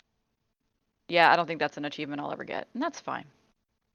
Just that more people, I think, should do this. Great. Yeah, I know compared to like Heaven on High or Eureka Orthos, where you could start at floor 21 for both of them and only have to go up to 100. This is a little bit more to have to do because you have to go from 50 to 200, but it's still fun, and it's fun to do it with a group of friends. Yeah, it's not so punishing that it's going to be like a hard time. Yeah, it still will be fun. It's a nice thing, like how there's like the stereotypical you and your buddies have a game night where everybody comes over. You can do kind of the same thing with some of these deep dungeons.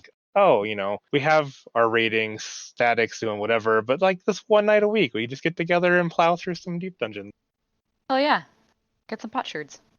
I think the rough thing for Palace especially is that if you do it in one sitting, it is a lot of time. So you have to schedule 2 sittings at least with hopefully friends, but failing that, strangers. And if someone bails on you, then rip that run. Yeah. I think that's the really hard part is it's really hard to do it with strangers. You almost have to have sort of a quasi-static that you build for it. You find the 3 other people and be like, hey, we're going to do this together, and you all dedicate yourselves to it. Thank you again. That was a really good run. Maybe too smooth to make it memorable for Jen, but that's fine. I'll take it. Too easy. Sucks. Yeah. It's been a blast. Yeah. We got our glass pumpkin. We sat on the bench. Got some stuff to sell. Hell yeah. Somebody got a rat-ass Pegasus. Hell yeah. At least somebody did. What is it they call it? Streamer luck? We were streaming it. Oh, yeah. So you're welcome. All right. Well, thank you again, and we'll see you later.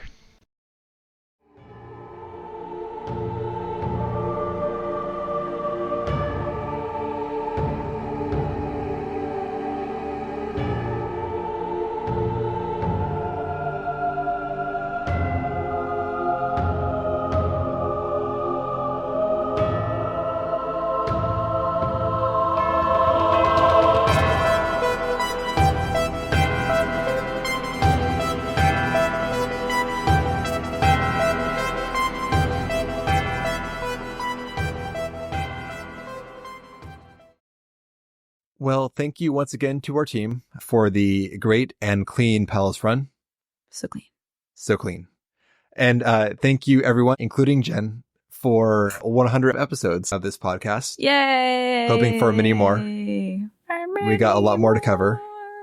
Oh my God. Yes, we do. This has definitely taken off more than we expected it to in terms of the following, which is great, but also we weren't sure what we would be getting. We had no expectations.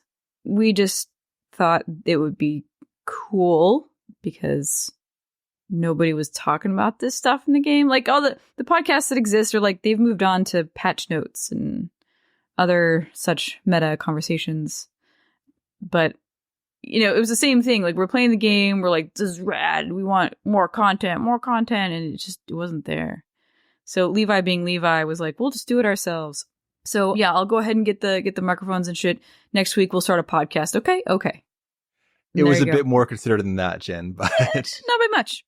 Jen likes to deliberate and mentally backburner things for a long time. If something's going to happen, I just do it in general. Like I will turn thought to action in no time at all, which drives Jen crazy. Yeah. God, why can't you ruminate? Just ruminate. I'm just efficient at ruminating, Jen. Or when you make you're about to make a big purchase, you know, like a new PC or a new big piece of technology. Like you spend like 30 seconds, you're on the internet, you're like, go, scroll. This looks good. Okay, bye. And I'm like, no, stop. God damn. Like, okay, look, how many ports does it have? What are the specs? Contrast and compare. Do your research. And I make the process that much longer. But sometimes I do introduce some things that you didn't think about. And you're like, oh, thanks, Jen. Sometimes you do need to do a little research. Two great tastes that taste great together, Jen. Cool. Yeah. But also sometimes Jen does need a kick in the butt too to get a move on. So most of the time, yes. I'm here to provide that service for free to Jen. Thanks. You're welcome, Jen. Thank you for being deliberate, Jen. And now look, we have a podcast. Congrats. And we know a lot of very cute people now. Also that. Yeah. Any other comments or ruminations, Jen, before we move on? No, just that I'm getting a cold, so I probably would have talked more if I hadn't been coming down with a cold. That's all. But thank you for showing up for this very long episode, despite getting sick right now, Jen. You were like, should we postpone to tomorrow? I'm like, no, it'll be worse tomorrow. So we had to front load on it. We did it. Yeah, we did it. Yeah. So next time, we'll be taking a little bit of a breaky break from this long-ass episode to do a short one, which will be about the Holotolly hard mode dungeon. Yeah.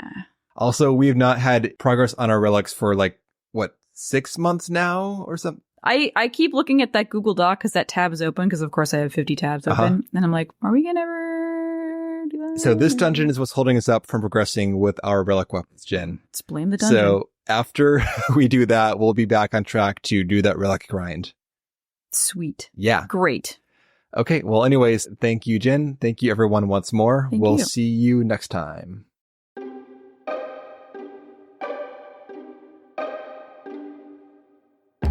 And that will do it for episode 100. Thank you guys so much for listening and for showing up and joining us on this wacky-ass journey. And if you want to get in touch with us, you can at podreturnffxiv@gmail.com or check the show notes for our Discord info. Join up. You can join us for group runs. You can organize group runs of your own, share glams, pictures of your pets, etc. It's fucking amazing. And everybody's super nice. And we also have our Patreon, patreon.com/podreturnffxiv. And for $1 a month, you can check out some bonus content that we publish. We have our Final Fantasy XI series, Vana'diel Van Splater, that we publish there. And our episodes about seasonal events and other such goings on. So check it out. And with that, we hope you enjoyed the episode and the 99 that preceded it. Have a good day or night, and we will see you next time.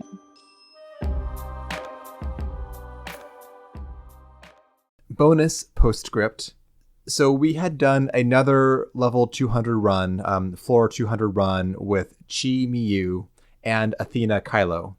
And we were chatting during that about the environment, the final environment with that ash, whatever substance, and what it means and what it is. One of our companions brought up that it looks somewhat like the sand or the dust in one of the Stormblood in-game dungeons. This is the place with the white sand all over the place, that dungeon. If you know, you know, I assume. So that dungeon takes place in an ether-depleted area that has been fully sucked dry of everything, and now we just have these granules of dead matter, essentially. Yeah, it's very, very reminiscent of the challenge floors in Palace of the Dead. Yes. It's a depleted, sucked dry, lifeless, beyond lifeless. Life is not possible here kind of an environment. And I think that Chi commented that when you walk on this substance in Palace of the Dead, there are actually kind of black plumes under your feet. So that does seem more like ash, or it could be this ether dry matter. Totally valid theory. Yep. It made us think. So I wonder, though, because if this is under or behind the workings of the palace, like maybe whatever machinations are necessary to have this dungeon rearrange and repopulate whatever, I wonder if that is kind of sucking the area dry of ether. So maybe this is like the refuse of whatever is powering the palace magic. I like to think that if left alone, eventually the entire quote unquote palace would be this environment. It would just gradually, the ether would get totally expended. And so then it would be, like every lower floor would become consumed by the nothing. It could be that, or it could be that the land around the palace is being drained dry and kind of disintegrating too. Yeah. So like maybe this cavernous space is opening up below the palace and transforming into this ether dry material. Yeah. To an extent, this is also kind of idle speculation too, because I don't think the devs are too hot to really, I guess, incorporate the challenge floors into the canon of the world. But they were also thinking something when they designed this floor set. This was meant to be something, correct. I'm sure. Yeah, it didn't come out of... It's not just like, oh, this seems cool. Like, no, there was logic behind it. We're just trying to figure out what that might have been. Probably not at all thinking that we would relate it to a future dungeon. Right, yeah. We're not tethering these two things. But there are similarities, and just run with that.